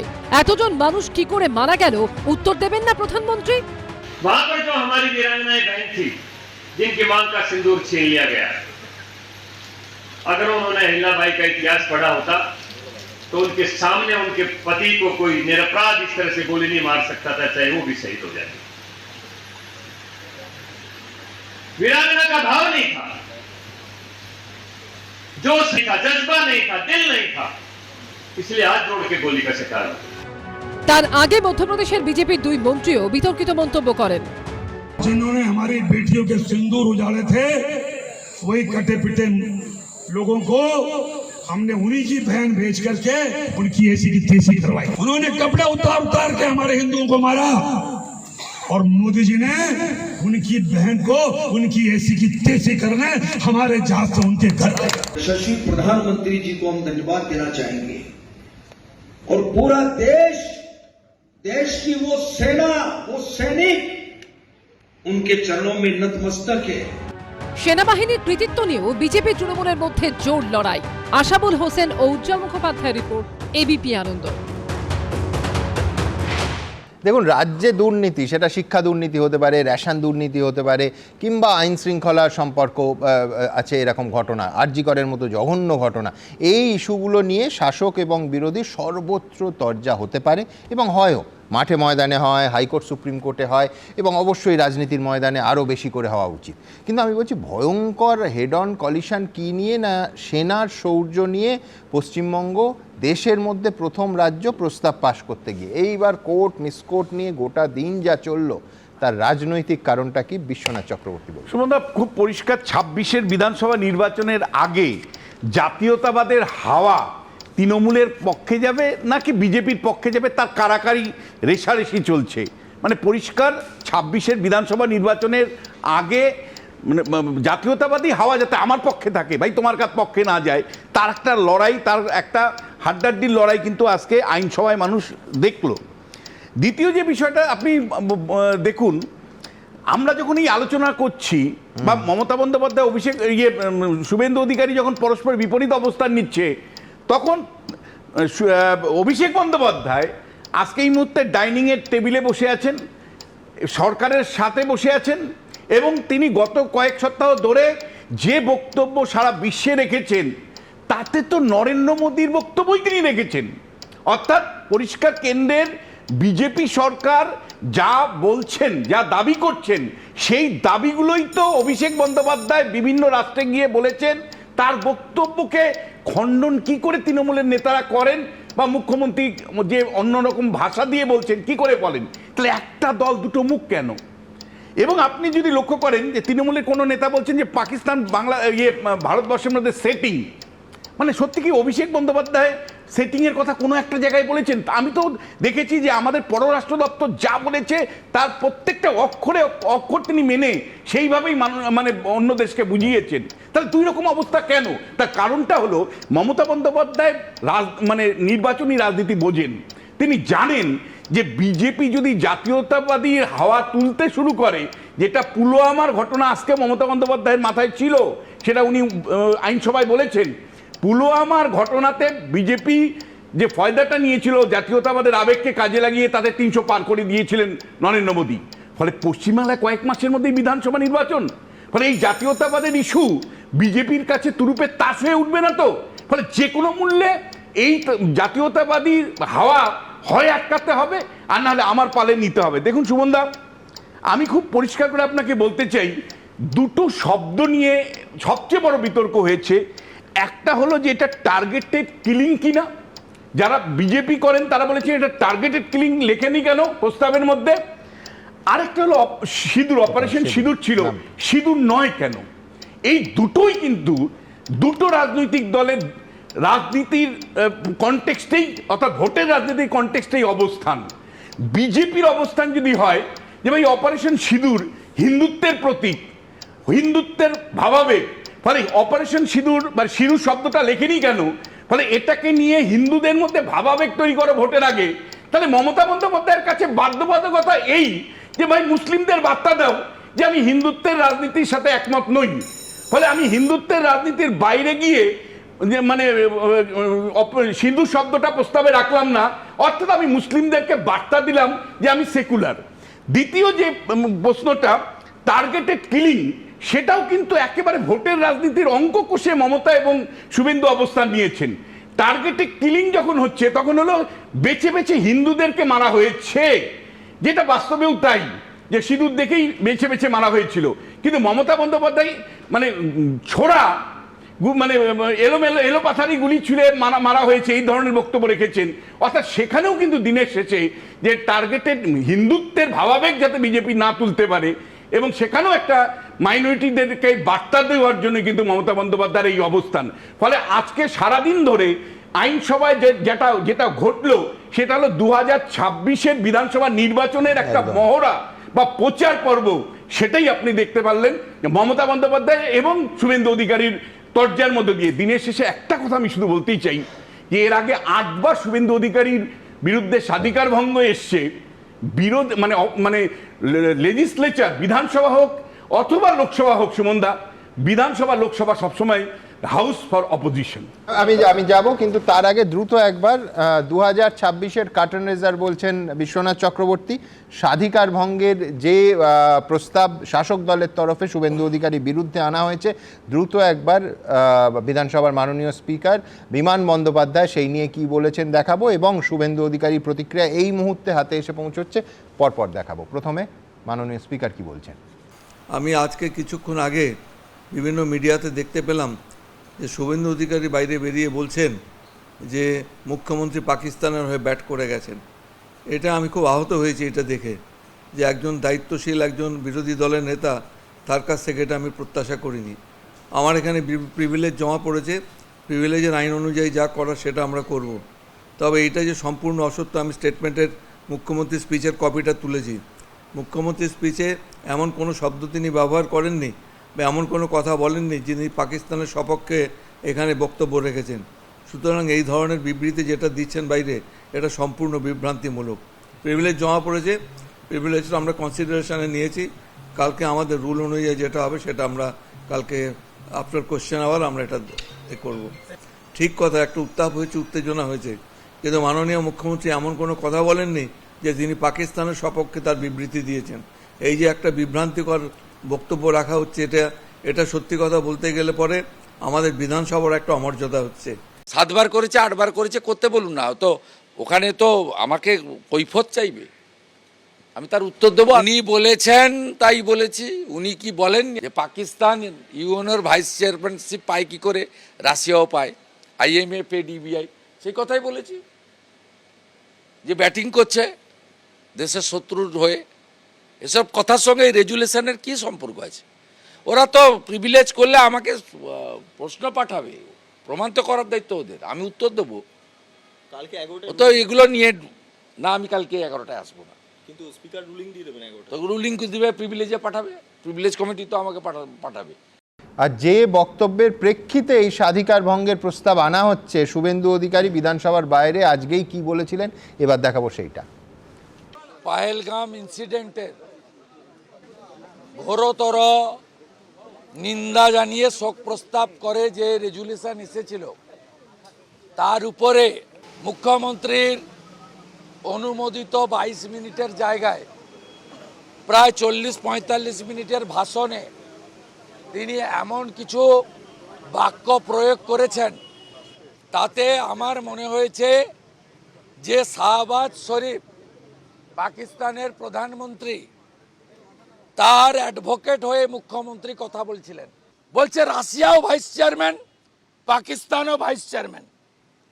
IMF এর ঋণ, ADBI ঋণ যেভাবে প্রশংসা করেছেন, এত প্রশংসা শাহবাজ শরীফকে তার দেশের লোক করেছে বলে আমাদের অন্তত জানা নেই। দেখুন, বাংলা ভাষায় দুপক্ষের মধ্যে মানে একেবারে বন্ধু আর শত্রুর মধ্যে প্রবল তরজা যদি হয় তাহলে বলা হয় ওই দেখ ভারত পাকিস্তান লেগে গেছে। বিধানসভায় গোটা দিন ধরে আজকে কার্যত তাই হলো। শুভেন্দু অধিকারী বললেন, মুখ্যমন্ত্রী আপনারা দেখলেন পুরো পাকিস্তানের হয়ে ব্যাটিং করে গেছেন। শাহবাজ শরীফকে এত প্রশংসা তার দেশের লোকও করেছে বলে আমাদের অন্তত জানা নেই, এবং এইটা নিয়েই স্বাধিকার ভঙ্গের নোটিশ আসতে চলেছে বিরোধী দলনেতার বিরুদ্ধে। বিশ্বনাথ চক্রবর্তী বললেন, একই দল দুটো মুখ। আমি দেখব বৈশ্বনাথ চট্টোপাধ্যায় আমার পরের বক্তা, তার কাছে কি ব্যাখ্যা আছে। শুভেন্দু অধিকারী কতটা সত্যি কথা বলেন সেটা অন্তত আপনারা কেন সবাই জানেন। বিধানসভার স্পিকার তিনি এই মুহূর্তে আপনি দেখালেন আপনি যে উনি কী বলেছেন। আমি যতদূর জানি যে মমতা বন্দ্যোপাধ্যায় যেটা বলেছেন যে তিনি এই পাকিস্তানের যে ভূমিকা সন্ত্রাসবাদের লালন পালনে তার তীব্র নিন্দা করেছেন, এবং এই কঠিনতম পরিণতি যে শিখিয়ে দিতে হবে এই প্রশ্ন সন্ত্রাসে সাহায্য করে কিভাবে, সেটা উনি বারবার বলেছেন যে এই যে মানুষগুলো ২৬ জন মানুষ, নিরীহ মানুষ, তার মধ্যে আমাদের বাংলার মানুষও রয়েছে, তাদের ওখানে মৃত্যু হলো, সেই মৃত্যুটাকে যারা সন্ত্রাসবাদ যারা করলেন তাদেরকে তীব্র নিন্দা জানিয়ে তিনি সেখানে প্রস্তাবের ওপর বক্তব্য রেখেছেন। যে কথাটা বারবার শুভেন্দুবাবু বলতে চাইছেন যে একটা মিথ্যাচারের লিমিটলেস মিথ্যে কথা উনি বলছেন যে ওখানে নাকি উনি পাকিস্তানের হয়ে কথা বলেছেন, যেখানে সন্ত্রাসবাদকে নিন্দা করা হচ্ছে, পাকিস্তানকে নিন্দা করা হচ্ছে, সেই ঘটনাটাকে তিনি ঘুরিয়ে দিয়ে একটা মিথ্যাচার করছেন। একটা রাজনৈতিক দল যার পুরো পলিটিক্সটা হলো মানুষকে ভাগ করে বিভাজন কি করে করা যায়। আপনি দেখুন ঝন্টু আলী শেখ থেকে শুরু করে যে সাফিয়া কুরেশি, তাকেও পর্যন্ত মধ্যপ্রদেশের একজন মন্ত্রী তার টেরারিস্টদের বোন বলে অভিহিত করেছেন। যে ঘোড়ার চালক ওখানে মৃত্যু হলো তার ব্যাপারে কিন্তু বিজেপির সহানুভূতি নেই। তাহলে কি ভারতবাসী হিসাবে আমরা এটা দেখব যে যেখানে অন্য ধর্মের মানুষ, হিন্দু ধর্ম ছাড়া অন্য ধর্মের মানুষ মারা যাবে, ভারতবর্ষে হলে, ভারতের নাগরিক হলে তার ব্যাপারে তাদের কোনো শোক প্রস্তাব থাকবে না? বিজেপি পার্টি তাদের রাজনীতিটাই হলো কি করে মানুষে মানুষে বিভাজন করা হয়। জঙ্গিরা কি করে নজর এড়িয়ে এই দেশে ঢুকলো, ৮০ কিলোমিটার ঢুকে আসলো, কি করলো? তাহলে সেই জঙ্গিরা যারা মারলো তারা কেন ধরা পড়লো না? এই প্রশ্নের উত্তরগুলো তো কেন্দ্রীয় সরকারকে দিতে হবে। বিশেষ অধিবেশন ডাকবার কথা বলা হয়েছিল, কেন বিশেষ অধিবেশন ডাকা হলো না? অটল বিহারী বাজপেয়ী সেই সময় ডেকেছিলেন, ইন্দিরা গান্ধী 1971 সালে বিশেষ অধিবেশন ডেকেছিলেন, তাহলে এই সরকার কেন? সন্ত্রাসবাদীরা এখানে এসে এত বড় একটা হামলা চালিয়ে গেল, সেই ব্যাপারে আলোচনাটা দেশের বিরোধী রাজনৈতিক দল যেটা চাইলো সেটা কেন করলেন না? এই প্রশ্নটা করলে কি খুব খারাপ? আমি এই প্রশ্ন বলছি যে আজকে এটা অত্যন্ত যুক্তিপূর্ণ কথা, কিন্তু বৈশ্বনাথ দা আমি বলছি বিজেপি তো বারবার এই প্রশ্ন তো তুলবে। নৃশংস সাম্প্রদায়িক সংঘর্ষের কথা এই রাজ্যে যখন হয়, যখন বিরোধী দল এই মুর্শিদাবাদের প্রেক্ষিতে একটা অধিবেশন ডাকার দাবি তোলে, সেই দাবি কেন সরকার মানে না? এই প্রশ্ন বারবার উঠেছে। পরিষ্কারভাবে বলছি, আমাদের রাজ্যের যেটা একটা দুটো মানে বিধানসভা কেন্দ্রে হয়েছে, সেখানে মুখ্যমন্ত্রী নিজে বলে গেছেন যে কাউকে ছাড়া হবে না, সেখানে অ্যারেস্ট হয়েছে।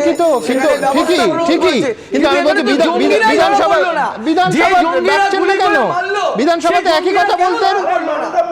সেই জঙ্গিরা কেন ধরা পড়লো না? 26 জন মানুষকে যারা মারা গেল, মৃত্যু হলো, তাদের যে জঙ্গিরা মারলো সেই জঙ্গিরা কেন ধরা পড়লো? বিধানসভার বিশেষ অধিবেশন তো এ রাজ্যে ডাকা হলো না।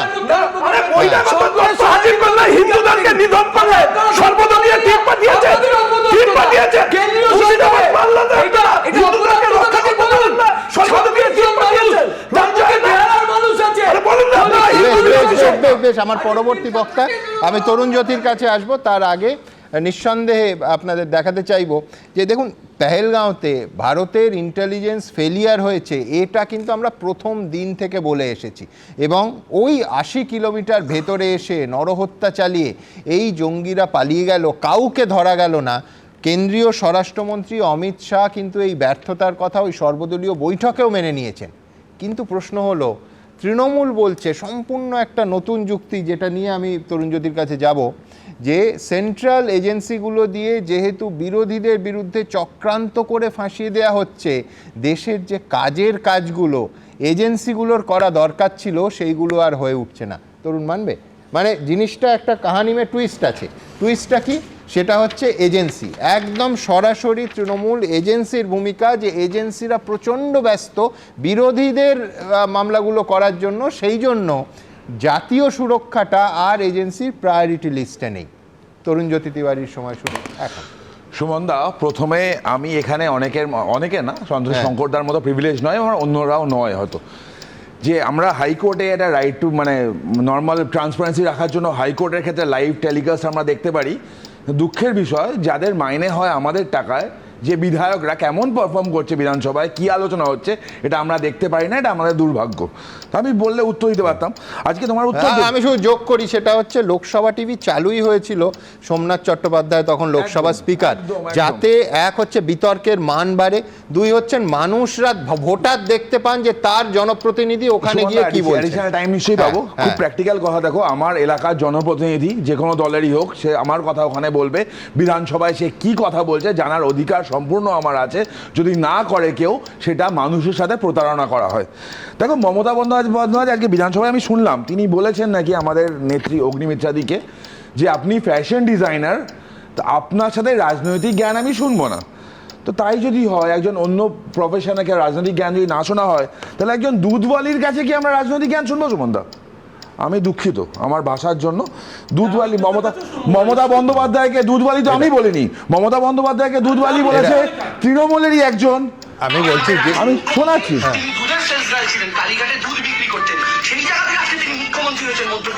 এবার একজন দুধওয়ালি। হ্যাঁ, কিন্তু আমি বলছি মানে পূর্বাশ্রমের কথাই তো গর্বের বিষয়, যে ভারত। এক সেকেন্ড তরুণ আমি বলছি যে তোমায় বাড়তি সময় দেবো, চিন্তা করো না। সেটা হচ্ছে যে সমাজের কোন স্তর থেকে উঠে সর্বোচ্চ স্তরে পৌঁছানো যায়, দুধওয়ালি সেই অর্থে মুখ্যমন্ত্রী এবং চা বিক্রেতা প্রধানমন্ত্রী হতে পারলে সেটা ভারতীয় গণতন্ত্রের স্ট্রেংথ। সুমনদা, এটা গণতন্ত্রের ভালো জিনিস তো, গণতন্ত্রে এটা ভালো জিনিস তো। এটা হলে রাগ কেন হয়? অন্য প্রফেশন থেকে আসলে রাগ কেন হবে? আমি অনেকগুলো কথা শুনলাম। দেখো, Mamata Bandyopadhyay is a rank liar. কেন বলছি? যখন মুর্শিদাবাদের দাঙ্গাগুলো হচ্ছিল, মমতা বন্দ্যোপাধ্যায় বললেন যে বাইরের থেকে এসে বহিরাগতরা করেছেন।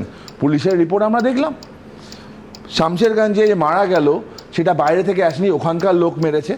13 জন লোক ধরা পড়েছে ওখানকার, তাদের বাড়ি থেকে লুটের সামগ্রী পাওয়া গেছে। বহিরাগত তত্ত্ব মিথ্যে হলো।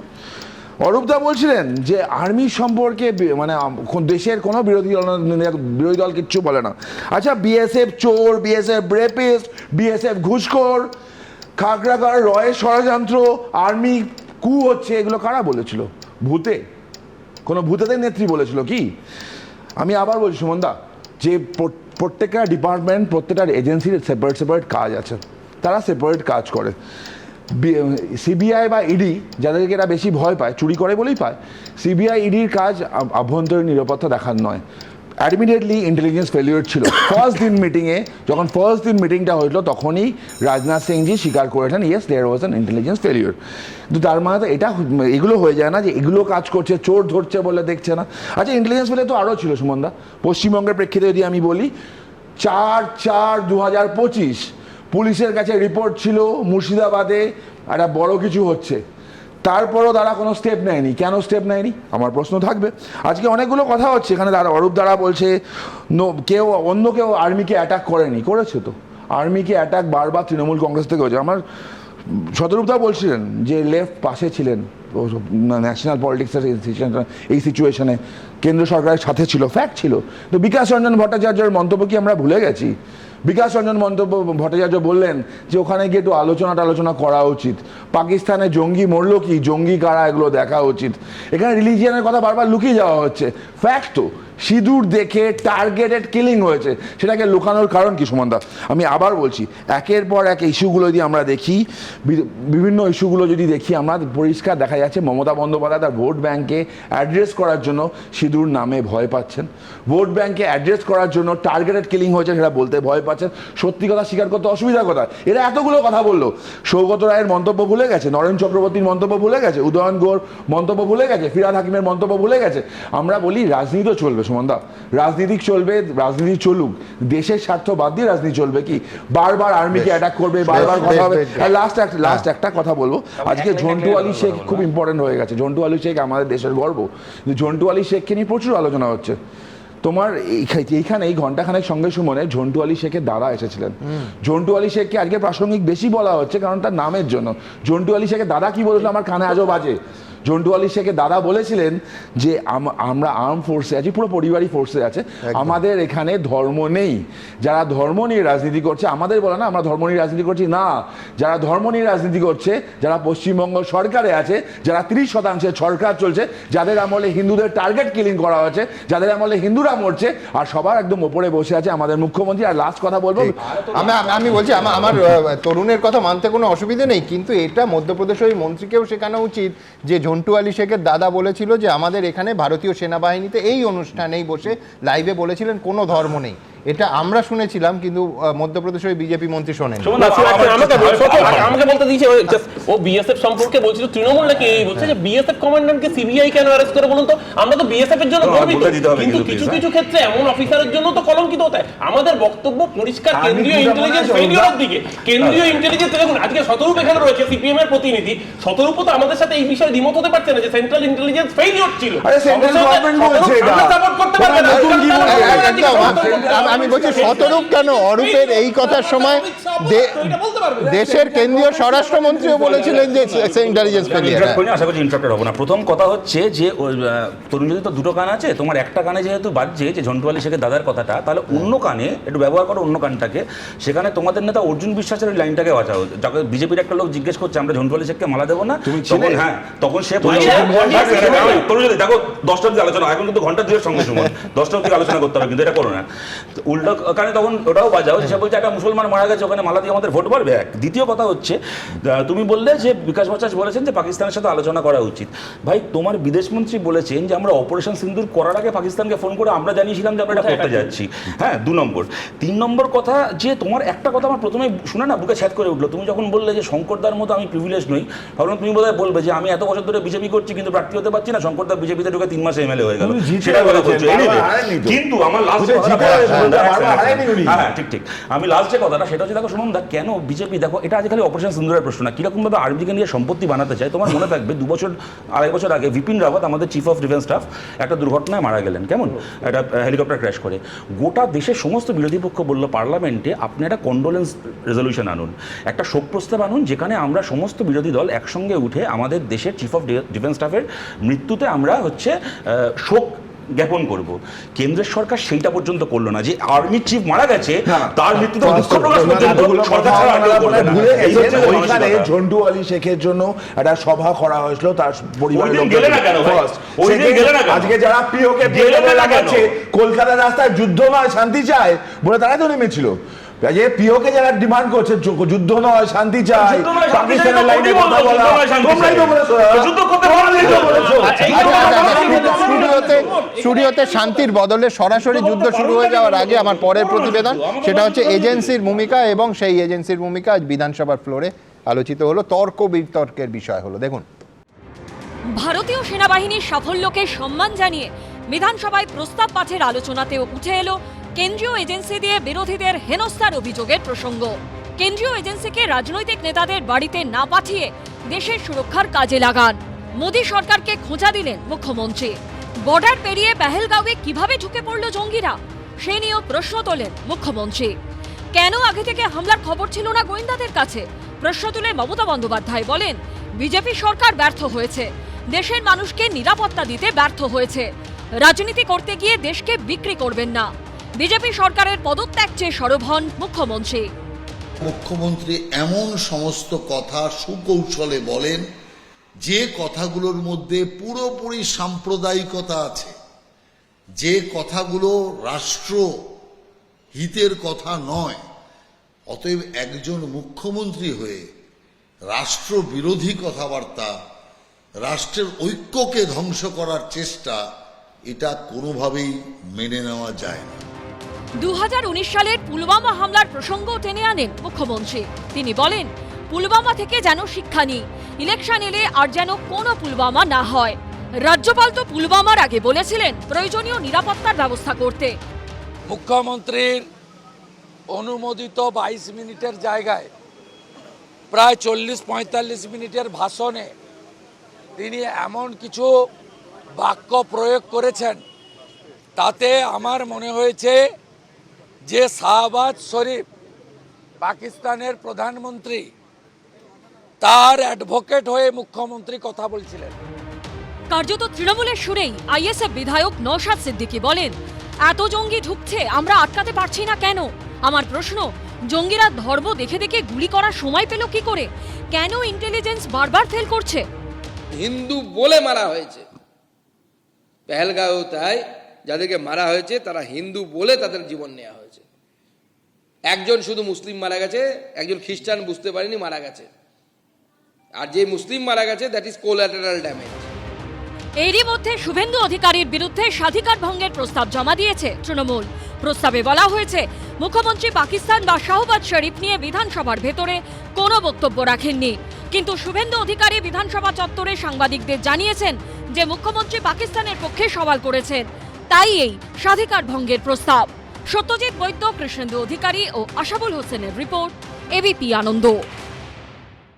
দেখুন, আমি আমার বেসিক প্রশ্নে আবার ফিরবো, সেটা হচ্ছে এটা তথ্য, কোনো বিতর্ক নেই যে ভারতবর্ষে কোনো রাজ্যে বিধানসভায় এখনো পর্যন্ত কিন্তু পশ্চিমবঙ্গ ছাড়া সেনার বীরত্ব নিয়ে কোনো প্রস্তাব আসেনি, সংসদে অধিবেশনও বসেনি, মানছি। তো কার্যত আমাদের রাজ্য তো একটা পায়োনিয়ার স্টেটের ভূমিকা পালন করেছে। এই প্রতীক্ষিত প্রস্তাবের শেষটা কোথায় হলো? যে চরম টানাপোড়েন, আক্রমণ প্রতি আক্রমণ, এবং শেষ পর্যন্ত একটা স্বাধিকার ভঙ্গের প্রস্তাব। আমি বলছি, আমরা পথ দেখালাম, কিন্তু এই পরিণতি কি আকাঙ্ক্ষিত? এই নিয়েই প্রশ্ন করব অধ্যাপক রবীন্দ্রনাথ ভট্টাচার্য। বিধানসভায় যে আলোচনা হয়েছে সে তো বিধানসভার সদস্যদের নিজস্ব স্বাধিকার, আমি তার মধ্যে ঢুকতে চাই না, কিন্তু এই আলোচনার পরিপ্রেক্ষিতে যা মনে হচ্ছে সেটাই আমার কাছে মূল বক্তব্য। দেখুন, 2026-এর ইলেকশনের আগে অপারেশন সিন্দুর নিয়ে আজ থেকেই মূলত তৃণমূল বেশ কিছুদিন আগে থেকেই শুরু হয়ে গেছে, তৃণমূল ভার্সেস বিজেপির একটা বিরাট দ্বন্দ্ব শুরু হয়ে গেছে। দ্বন্দ্বটা কেন আমি বলি, প্রথম বিজেপির দিকে আসি। বিজেপি এটা ঘটনা যে অপারেশন সিন্দুরের মাধ্যমে সেনাবাহিনী যে শৌর্য, যে নির্দিষ্ট একদম ডিটারমাইন্ড, স্পেসিফিক এবং একদম নির্দিষ্ট কিছু সন্ত্রাসবাদী ঘাঁটিতে আঘাত করলেন, এবং একই সঙ্গে পাকিস্তানের যে প্রতিরক্ষা ব্যবস্থা তাকে যেভাবে অকেজো করে দিলেন, একদিকে পাক অধিকৃত কাশ্মীরেও সেই সন্ত্রাসবাদী ঘাঁটিতে আঘাত হানলেন, এটা কিন্তু বহুদিন আমার পরের প্রজন্ম এই গৌরবগাথা নিয়ে আলোচনা করবে। কিন্তু মুশকিল হলো, বিজেপি সেনাবাহিনীর এই গৌরবগাথাকে বিজেপি সরকারের গৌরবগাথা হিসেবে দেখাতে চাইছে, এইখানেই হচ্ছে মুশকিল। অন্যদিকে আপনি দেখুন যে বারবারই তারা বোঝাবার চেষ্টা করছে মোদী সরকারের জন্য এটা হয়েছে। আজকেও কথাবার্তার মধ্যে যারা বিজেপির প্রতিনিধি এসছেন তাদের কথার থেকে এটাই প্রতিপন্ন হলো, সেখানে সেনার কৃতিত্ব থেকে মোদী সরকারের কৃতিত্ব অনেক বেশি। অন্যদিকে তৃণমূলের মূল দায়িত্ব হচ্ছে এখন এই গৌরবগাথা ভেঙে যে বিজেপি সরকার কত বড় অপদার্থতার কাজ করেছে যে সেইটাকে লোকের সামনে প্রতিপন্ন করা, অর্থাৎ ইন্টেলিজেন্স ফেলিওর, সিকিউরিটি ফেলিওর, এইগুলোকে চোখের সামনে বারবার করে তুলে ধরা, এবং সেইভাবে তুলতে গিয়ে যে অপারেশন সিন্দুর ঘটনাটাই ঘটতো না যদি বিজেপি সরকারের অপদার্থতা না থাকতো, এইটা লোকের সামনে নিয়ে আসা। যদিও আপনাদের মাথায় রাখতে হবে যে এই মুহূর্তে অভিষেক বন্দ্যোপাধ্যায়, এর আগেও উনি দলের হয়ে বিভিন্ন তৃণমূল দলের প্রতিনিধি হিসেবে বিদেশের মাটিতে গিয়ে অপারেশন সিন্দুর নিয়ে প্রচার করেছেন, এবং আজকে প্রধানমন্ত্রীর ডিনার সভায় এই মুহূর্তে বিজেপি এবং তৃণমূলের প্রতিনিধিরা একসঙ্গে বসে তারা ডিনার করছেন। এর থেকে আমি যে জায়গাটায় আসবো, একটা ব্যাপার পরিষ্কার কিন্তু, আপনাকে জানিয়ে রাখি যে সিপিএম এর প্রতিনিধি রাজ্যসভার যে সদস্য গেছিলেন, তিনিও গেছেন। না তিনি কিন্তু এই নৈশভোজে নেই। ও আচ্ছা। Point to be noted. বাহ, তো আমি অন্যভাবে বললাম যে যাই হোক, এটা একটা ব্যাপার পরিষ্কার যে সেনাদের শৌর্য কিন্তু অকথিত গাথা হিসেবে থেকে যাচ্ছে। এখানে দুটো বিষয় পরিষ্কার করতেই হয় যে বিজেপি কিন্তু গোটা বিষয়টাকে, অর্থাৎ পুলওয়ামার পরে যেটা ছিল, যে তখনও কিন্তু তাদের মূল লাইন ছিল সবকা সাথ সবকা বিকাশ, নরেন্দ্র মোদীর। কিন্তু আজকে যে মুহূর্তে শুভেন্দু অধিকারীর যে লাইন, যদি আমরা বলি এই যে গোটা গৌরব গাথা, এটা হিন্দু বাঁচাও মানে দেশ বাঁচাও নয়, একটা হিন্দু বাঁচাও লাইনে আলটিমেটলি গিয়ে টার্ন করছে। সেইটা কতখানি এফেক্ট নিয়ে আসতে পারবে এই বিষয়টা কিন্তু 26-এর ইলেকশন এটা ভেবে দেখা দরকার। অর্থাৎ পশ্চিমবঙ্গে কিন্তু একটা বিপুল সংখ্যক সংখ্যালঘু মানুষও বাস করে, তাদের কাছে এই জাতীয়তাবাদী হাওয়াটাকে হিন্দু বাঁচাও হাওয়াতে পরিণত করা, এটা কতখানি সফল হবে বিজেপি, এটা খুব একটা ইয়ের কথা। দ্বিতীয় সবশেষ যে কথাটা বলবো, বিধানসভা কিন্তু গণতন্ত্রের মন্দির এবং সংবিধানের মন্দির। সেখানে মানে এটা মাথায় রাখা দরকার, হাউস বিলংস টু অপোজিশন। সেইখানে যদি আমরা দেখি যে বিজেপি ভার্সেস তৃণমূল, আজকেও যেরকম হচ্ছিল এখানেও হচ্ছিল, যে আকথা কুকথার বন্যা চলছে, মুখ্যমন্ত্রী বনাম বিরোধী দলনেতা আকথা কুকথার বন্যা চলছে, এটা কিন্তু আমাদের নাগরিক হিসেবে ভালো লাগে না। এটা যারা প্রতিনিধি, এখানেও প্রতিনিধি আছেন, আমরা সেই কথাটা তাদের কাছে পৌঁছে দিতে চাইছি যে আমরা চাই বিধানসভার ডিবেটের মান উন্নত হোক, তারা ভালো করে যুক্তি নিয়ে তাদের বক্তব্য প্রতিষ্ঠা করুন। কে কে পাকিস্তানের চর কি ব্যাপার এইগুলো যেন না বলে বা তাকে অন্য ভাবে না বলা, এইটা আমরা তাদের কাছ থেকে একদম পাশাপাশি একটা আবেদনও থাকবে, সেটা হচ্ছে যে দেখুন, সংবাদ মাধ্যমের প্রতিনিধি হিসেবে শুধু নয়, এই রাজ্যের একজন ভোটার হিসেবে নিঃসন্দেহে আমাদের আবেদন থাকবে। আবার বলছি যে ঠিক যেরকমভাবে লোকসভা টিভি আমরা দেখতে পারি যে আমাদের নির্বাচিত জনপ্রতিনিধিরা তারা কি করছেন ফ্লোরে, সেরকম বিধানসভায়ও যেন আমাদের বিধায়কেরা, নির্বাচিত বিধায়করা কি নিয়ে বিতর্ক করছেন, বিতর্কের মান কীরকম, তাদের আচরণ কীরকম, এইটা লাইভ টেলিকাস্ট ছাড়া মানুষের সামনে আসবে না। এই নিয়ে আমাদের আবেদন থাকলো ভোটার হিসেবে, সংবাদ মাধ্যমের প্রতিনিধি হিসেবে তো বটেই। এবং তাতে সবথেকে বড় কথা যে বিভ্রান্তি, সত্যি উনি বলেছেন কি না, এক্স্যাক্টলি এই বাক্যটা বলেছেন কি না, নাকি এই বাক্যটা একটু অন্যরকম হয়ে গেল, এই বিতর্কের কোনো জায়গাই থাকবে না। হ্যাঁ, আমি একটাই লাইন বলবো, আমি আবার আজকে বলছি, এটা ভাগ্যের পরিহাস। শুভেন্দুদা আজকে যে স্থিতি দিয়ে অবস্থায় তিনি বক্তব্য রেখেছেন, সেটা মনে হচ্ছিল উনি রাজ্যের মুখ্যমন্ত্রী আর বিরোধী দলে, মানে যিনি মুখ্যমন্ত্রী তিনি হচ্ছে বিরোধী দলের। এই যে রুচির প্রশ্ন, ওনার বক্তব্যকেই আজকে বিধানসভার অভ্যন্তরে যেটা এস্টাবলিশড হয়েছে, সেটা পশ্চিমবঙ্গের মানুষ দেখতে পারল লাইভ টেলিকাস্ট। এই কথাটা দিয়েই আমি বলেছিলাম লাইভ টেলিকাস্ট না হওয়ার কারণে এই মুখ্যমন্ত্রী বলেছেন অপারেশন সন্ত্রাস।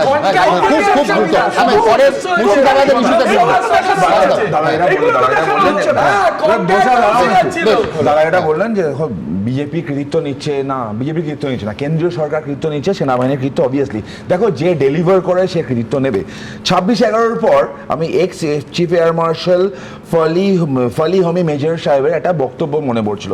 তিনি বললেন 26/11 পর Indian air force war ready to do counter attack, but government permission দেয়নি। এই ক্ষেত্রে গভর্নমেন্ট যখন পারমিশন দিয়েছে তখন গভর্নমেন্ট ক্রেডিট নেবে, কোয়াইট নরমাল। ডেলিভার করলে কৃতিত্ব নেবে, তাহলে পাকিস্তান যখন এই অবস্থায় বিশ্ব ব্যাংকের থেকে লোন পায়, তার ব্যর্থতার দায় কে নেবে? আমার রাজ্যের বিষয় মুর্শিদাবাদ, আমার ঢুকতেই হবে। কিন্তু আপনারা কি বলছেন? আপনারা জানেন আমাদের ভেরিফাইড এক্স অ্যাকাউন্ট সঙ্গে সুমন@am সুমন দে। প্রচুর মন্তব্যই নিয়ে দ্রুত একটা মন্তব্য নিয়ে পরের বিষয় চলে যাব। শেখ শামীম, তিনি বলছেন রাজনৈতিক কাদা ছোঁড়াছুঁড়িতে দেশের সেনাবাহিনীর মনোবল ভেঙে দেওয়ার চেষ্টা যেন না হয়। কৃষ্ণচন্দ্র ভর লিখছেন বিধানসভায় বিধায়কদের পারস্পরিক এই সংঘাত লজ্জার। শৈবাল চক্রবর্তী লিখছেন এ রাজ্যে বিধানসভা নির্বাচন যত এগোবে এই লড়াইয়ের তীব্রতা ততই বাড়বে। ভূপতি নস্কর লিখছেন অপারেশন সিঁদুর পাকিস্তানের ওপর ভারতের ঐতিহাসিক প্রত্যাঘাত, এটা ভুললে চলবে না। কৃষাণু বন্দ্যোপাধ্যায় লিখছেন অপারেশন সিঁদুর নিয়ে বিজেপি তৃণমূল সবাই রাজনীতি করছে, কেউ সরাসরি কেউ ঘুরিয়ে। আর ঠিক এই জায়গা থেকে আমার পরের প্রতিবেদন, যেটা নিঃসন্দেহে ওবিসি ক্যাটাগরিতে কারা থাকবেন এটা আজকে বিধানসভায় তর্কের বিষয় হলো। মুখ্যমন্ত্রী তার অবস্থান ব্যাখ্যা করলেন, পাশাপাশি সংখ্যালঘু তোষণের অভিযোগ তুলে বিরোধী দলনেতা বলেন এটা মুসলিম লীগের সরকার হয়ে গেছে। পরের প্রতিবেদন। ওবিসি সংরক্ষণ ইস্যুতেও মঙ্গলবার তপ্ত হয়ে উঠল বিধানসভা। গেটের বাইরে বিক্ষোভ দেখালেন বিজেপি বিধায়করা, ফের মুসলিম তোষণের অভিযোগ তুললেন শুভেন্দু অধিকারী। 180টা কমিউনিটিকে ওবিসি করেছে, 119টা মুসলমান। এ সরকার মুসলমানের সরকার, মুসলিম লীগের সরকার। এই রকম কুরুচিকর অসাংবিধানিক বক্তব্য নিম্ন রুচির পরিচয় দেয়, দেউলিয়া রাজনীতির পরিচয় দেয়। ওবিসি সংরক্ষণ নিয়ে সুপ্রিম কোর্টে এখনো ঝুলে রয়েছে মামলা, যার জেরে রাজ্যের অধিকাংশ কলেজ বিশ্ববিদ্যালয়ে স্নাতক স্তরে এখনো থমকে রয়েছে ভর্তি প্রক্রিয়া। অন্যান্য অনগ্রসর শ্রেণী কারা তা যাচাই করতে নতুন করে সমীক্ষার জন্য রাজ্য সরকারকে 3 মাস সময় দিয়েছে সর্বোচ্চ আদালত। পরের মাসেই মামলার শুনানি। এই প্রেক্ষাপটে নতুন করে সংরক্ষণের তালিকা প্রকাশ নিয়ে বিধানসভায় বক্তব্য রাখেন মুখ্যমন্ত্রী। তিনি বলেন, হাইকোর্টের ডিভিশন বেঞ্চ 2024-এর 22 মে একটা অর্ডার দেয়। এই রায়ের ফলে বাংলার একটা বিশাল সংখ্যক ছাত্রছাত্রী অসুবিধেই পড়ে। 8ই মে 2025 রাজ্য সরকার নতুন ক্যাটেগরি ইস্যু করেছে।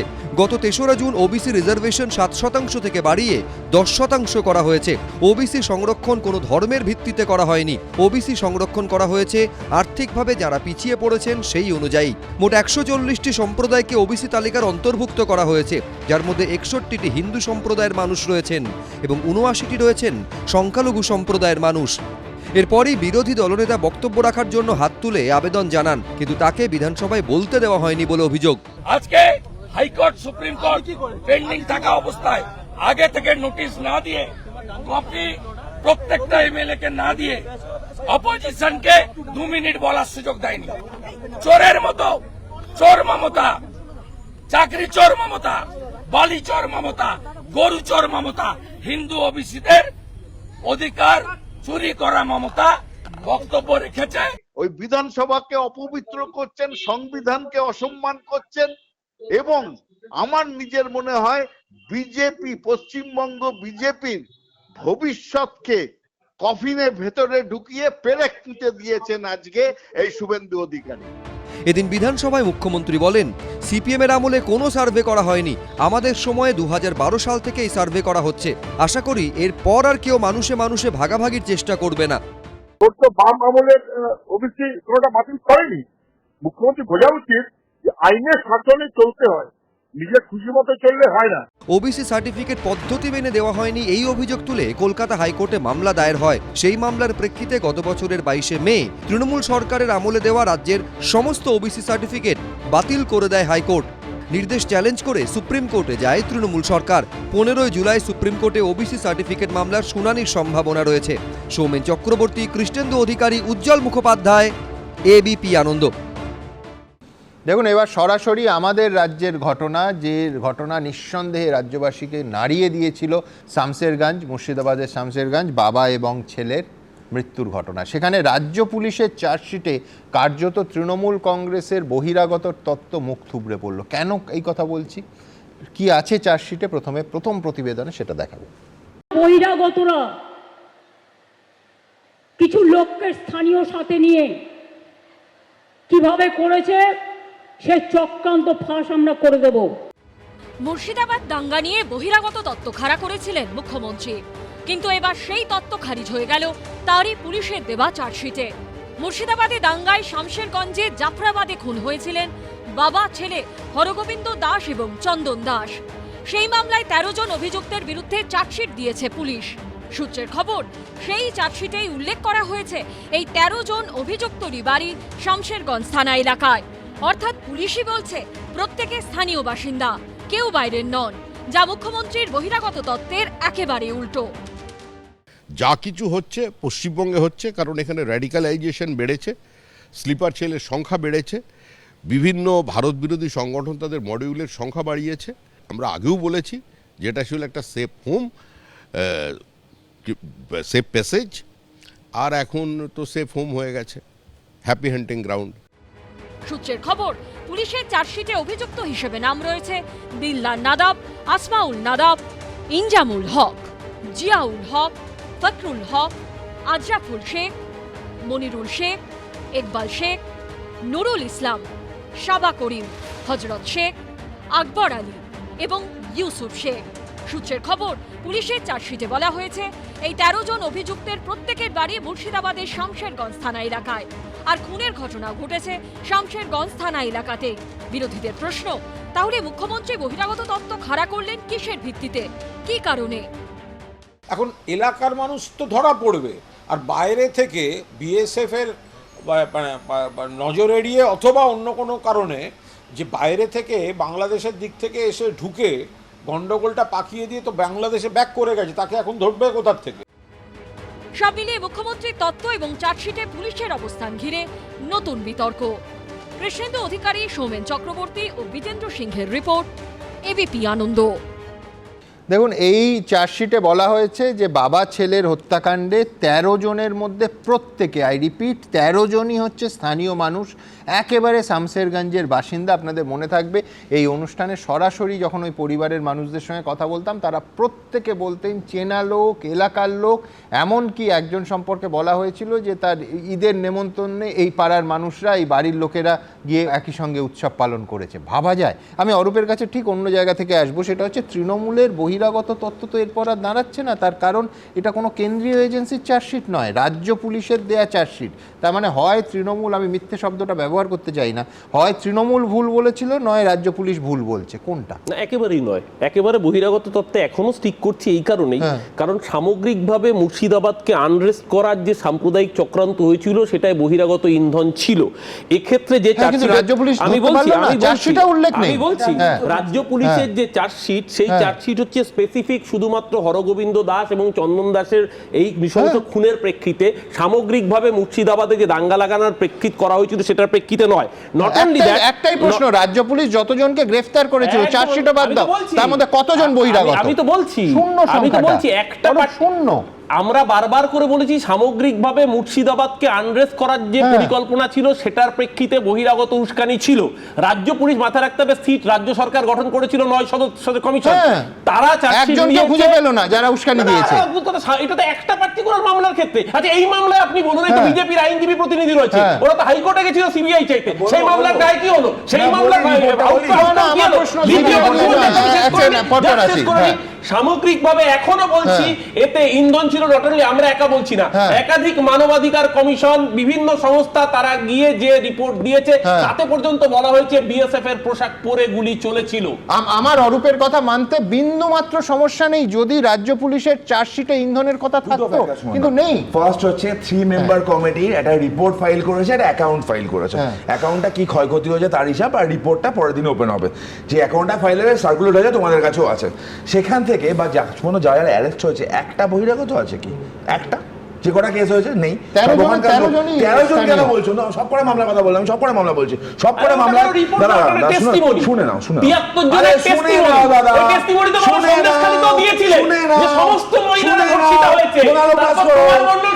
শোনার অভ্যাস করো রূপদা, শোনার অভ্যাস করো একটু। একটা মামলাও নেই। সেকেন্ড হচ্ছে চন্দন দাস,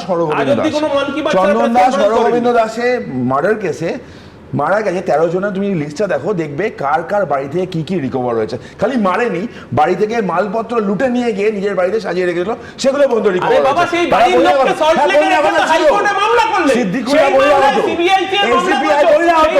সিদ্দিকুল্লাহ আর উস্কানিতে এগুলো হয়েছে বহিরাগত। আর এত বহিরাগতর কথা বলছে, অরূপদা চাইবে নাকি এটা এনআরসি?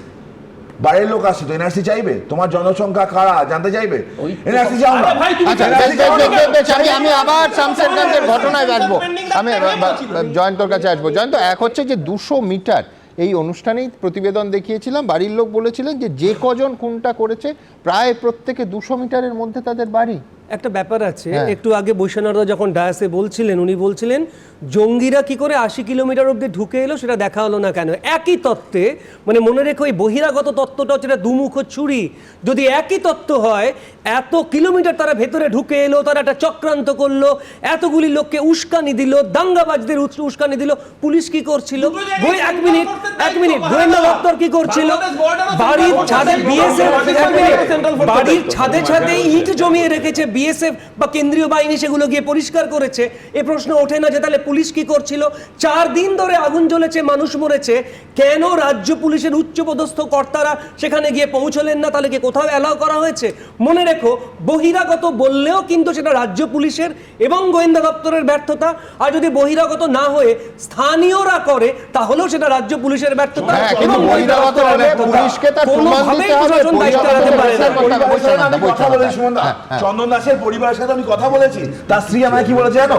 আমার স্বামীকে কুপানো অবস্থায় পড়েছিল, প্রায় 2 ঘন্টা ব্লিডিং হয়েছে, একটা অ্যাম্বুলেন্স আসেনি ফোন করার পরে। আরেকটা মারাত্মক কথা এই অনুষ্ঠানে শুনেছি, পরিবারের লোকই বলেছেন সরাসরি, সেটা হচ্ছে যে একজন খুনিকে বসিয়ে রাখা হয়েছিল নিশ্চিত করতে যে প্রাণবায়ুটা যেন বেরিয়ে যায়, তারপর সে জায়গা ছাড়ে। 56 দিনের মাথায় চার্জশিট হয়েছে, 56 দিনের মাথায় চার্জশিট হয়েছে, সেখানে চার্জশিটে কয়েকজনের নাম এসছে। এবার এই মামলায় দেখতে হবে যে সাপ্লিমেন্টারি চার্জশিটের কোনো প্রভিশন আছে কিনা, সেটা 173-তে সেই প্রভিশনও আছে। যদি না থেকে থাকে তাহলে যে নতুন আইনের সেকশন, আমি বলছি গোটা ঘটনাটা যারা পরিকল্পনা করলো, যারা বাইরে থেকে এসে প্রভোকেশন তৈরি করলো, আপনাদের লোক ছিল, করছেন কেন? কথা বলতে দিন। আপনি তো তদন্তটাতে এখনো শেষ হয়নি, তদন্তটাকে শেষ করলে আপনি দেখতে পাবেন যে বহিরাগতরা আছে কি নেই। এবার বহিরাগত হলে বৈশ্বনাথ দাস সে মুর্শিদাবাদে তাঁবুত খাটিয়ে বসে থাকবে যে রাজ্য পুলিশ তৃতীয় চার্জশিটের সঙ্গে বা সেকেন্ড সাপ্লিমেন্টারি চার্জশিটের সময় তাকে গ্রেফতার করবে? এই চার্জশিটেই তো তার ইঙ্গিত দিতে হবে যে এটা ফুল কনস্পিরেসি, এবং তার জন্য তো টোটাল একটা কনস্পিরেসি হয়েছে, এটা তো সবাই স্বীকার করেছে। এই তো রাজনৈতিক মঞ্চে ছাড়া এসেই কনস্পিরেসি ধরার দায়িত্ব তো এনআইএ না। আমি যাব, আমি বলছি দেখুন এই ঘটনাটাতে কি হবে না হবে তা আমরা দেখব, কিন্তু এইটুকু বলছি এতদিন অবধি যা হয়ে গেছে এর আগের দাঙ্গার ঘটনাগুলোতে, সেগুলো তো আমরা দেখেছি। মমতা বন্দ্যোপাধ্যায় মুখ্যমন্ত্রী হওয়ার পরে ধুলাগড় থেকে শুরু করে, রিষড়া থেকে শুরু করে, হাজিনগর থেকে শুরু করে, যেখানে যেখানে আসানসোল, যেখানে যেখানে দাঙ্গা হয়েছে, একটা ক্ষেত্রে একটা কনভিকশন আজ অব্দি হয়নি। খালি একটা ক্ষেত্রে বলতে পারি একটা ব্যবস্থা নেওয়া হয়েছে, কি আসানসোলে ইমাম সাহেবের ছেলেকে খুনে ইন্ধন দিয়েছিল যে বাবুল সুপ্রিয়, তাকে রাজ্যের মন্ত্রী করে নেওয়া হয়েছে। এর বাইরে একটা ক্ষেত্রে কোনো ব্যবস্থা আজ অব্দি নেওয়া হয়নি। এক্ষেত্রে কি হবে আমরা দেখব। দ্বিতীয় কথা আমি বলছি, এখানে মমতা বন্দ্যোপাধ্যায়ের এর আগে বলেছিলেন বহিরাগতরা এসে করেছে। আবু তাহের ওখানকার স্থানীয় এমপি মুর্শিদাবাদের আরও সাংঘাতিক কথা বলেছিলেন যে পরিযায়ী শ্রমিকদের যারা বাইরে আছে তারা এই সময় বাড়ি ফিরে দাঙ্গা করেছে, ঝামেলা করেছে। এর ফলে কি হলো, বাংলার পরিযায়ী শ্রমিক তৃণমূলই বলে এবং সঠিক কথাই বলে, আমরা দেখছি গত 4-5 বছর ধরে, বিশেষ করে এই সিএ এনআরসি হওয়ার পর থেকে গোটা দেশে বিভিন্ন জায়গায় আক্রান্ত। কয়েকদিন আগে গুজরাটে বাংলার পরিযায়ী শ্রমিক আক্রান্ত হলো। আবু তাহেরের এই বক্তব্যটা বিজেপির কাছে একটা হাতিয়ার হয়ে গেল, বাংলা থেকে কাজ করতে যাওয়া গরিব মানুষগুলোকে অন্যরা আক্রমণ করে। আমার খারাপ লাগে, দেখুন চন্দন দাস হরগোবিন্দ দাস মারা গেছে, দুঃখের খবর। চন্দন দাস হরগোবিন্দ দাস সিপিএম এর সমর্থক ছিলেন, এতটাই পরিযায়ী পার্টি যে তার নিজের সমর্থককে পর্যন্ত রক্ষা করতে পারে না, গিয়ে বিজেপি এই অবস্থায় সিপিএম এর দপ্তরে যায়, রাজ্যের সরকার রক্ষা করবে, কাছে আশ্রয় চায়, পরিযায়ী পার্টি হয়ে গেছে। আমি যদি ব্যর্থতার দায় মেনেও নি, কেমন যে আমাদের একজন সমর্থক, সে ভিকটিম, তার পরিবার অন্য দলের কাছে আশ্রয় চেয়েছে, কিন্তু আমি যে উদাহরণটা দিলাম সেখানে ভিকটিম নয়, খুনি, সে তৃণমূলে আশ্রয় পেয়েছে, বাবুল সুপ্রিয়। 2, ও যে কথাটা এখানে বলছে, আমি কিন্তু একটা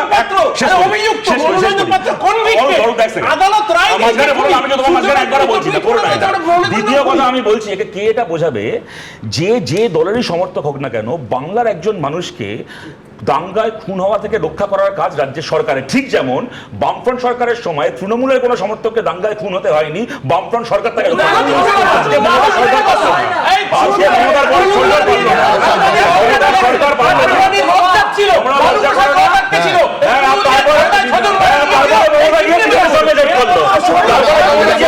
আমার পরের প্রতিবেদনটা দ্রুত একবার দেখিয়ে নেব যে আবার কয়েকশো মিটারের মধ্যে বাড়ি। আবার বলছি, এই চার্জশিটে 13 জনই ওই তারা শামশেরগঞ্জ থানা এলাকার বাসিন্দা। অর্থাৎ এখনো পর্যন্ত বহিরাগত তত্ত্ব কিন্তু এই রাজ্য পুলিশের চার্জশিট অনুযায়ী, আবার শব্দটা বলছি, মুখ থুবড়ে পড়ল।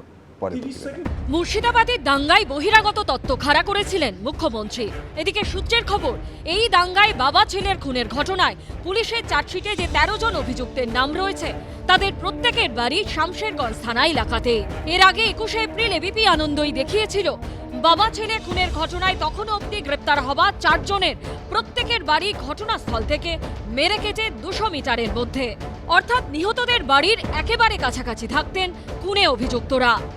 শামশেরগঞ্জের জাফরাবাদে এই বাড়ি থেকে টেনে বার করে থেতলে কুপিয়ে খুন করা হয় 70 বছরের হরগোবিন্দ দাস এবং তার ছেলে 40 বছরের চন্দন দাসকে।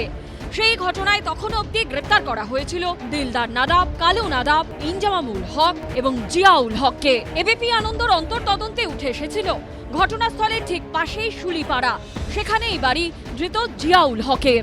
জিয়াউলকে গ্রেপ্তার করা হয়েছে, তার বাড়ি ঠিক এটাই। এই ঘটনায় এখনো পর্যন্ত যাদেরকে গ্রেপ্তার করা হয়েছে তাদের মধ্যে জিয়াউলের বাড়িও ঠিক জাফরাবাদের যে গ্রামে এই ঘটনা ঘটেছে তার পাশেই। স্থানীয়রাই বলছেন জিয়াউল এখানে অন্তত 10 বছর ধরে থাকতেন। আমরা এসে দেখছি ওরা এখানে থাকে, 10 বছর হয়ে আলো এসেছে। ধৃত জিয়াউলের একটা বাড়ির পরেই এই ঘটনায় ধৃত ইনজামামের বাড়ি। আরও একজনকে গ্রেপ্তার করা হয়, তার নাম ইনজামাম ইসলাম। ঠিক যে বাড়ির সামনে আমরা রয়েছি জাফরাবাদের যেখানে ঘটনাস্থল, সেখান থেকে ঠিক 200 মিটার দূরত্বেই তার বাড়ি। এই রকম একটা আবহে কিভাবে চেনা লোক অচেনা হয়ে যায়?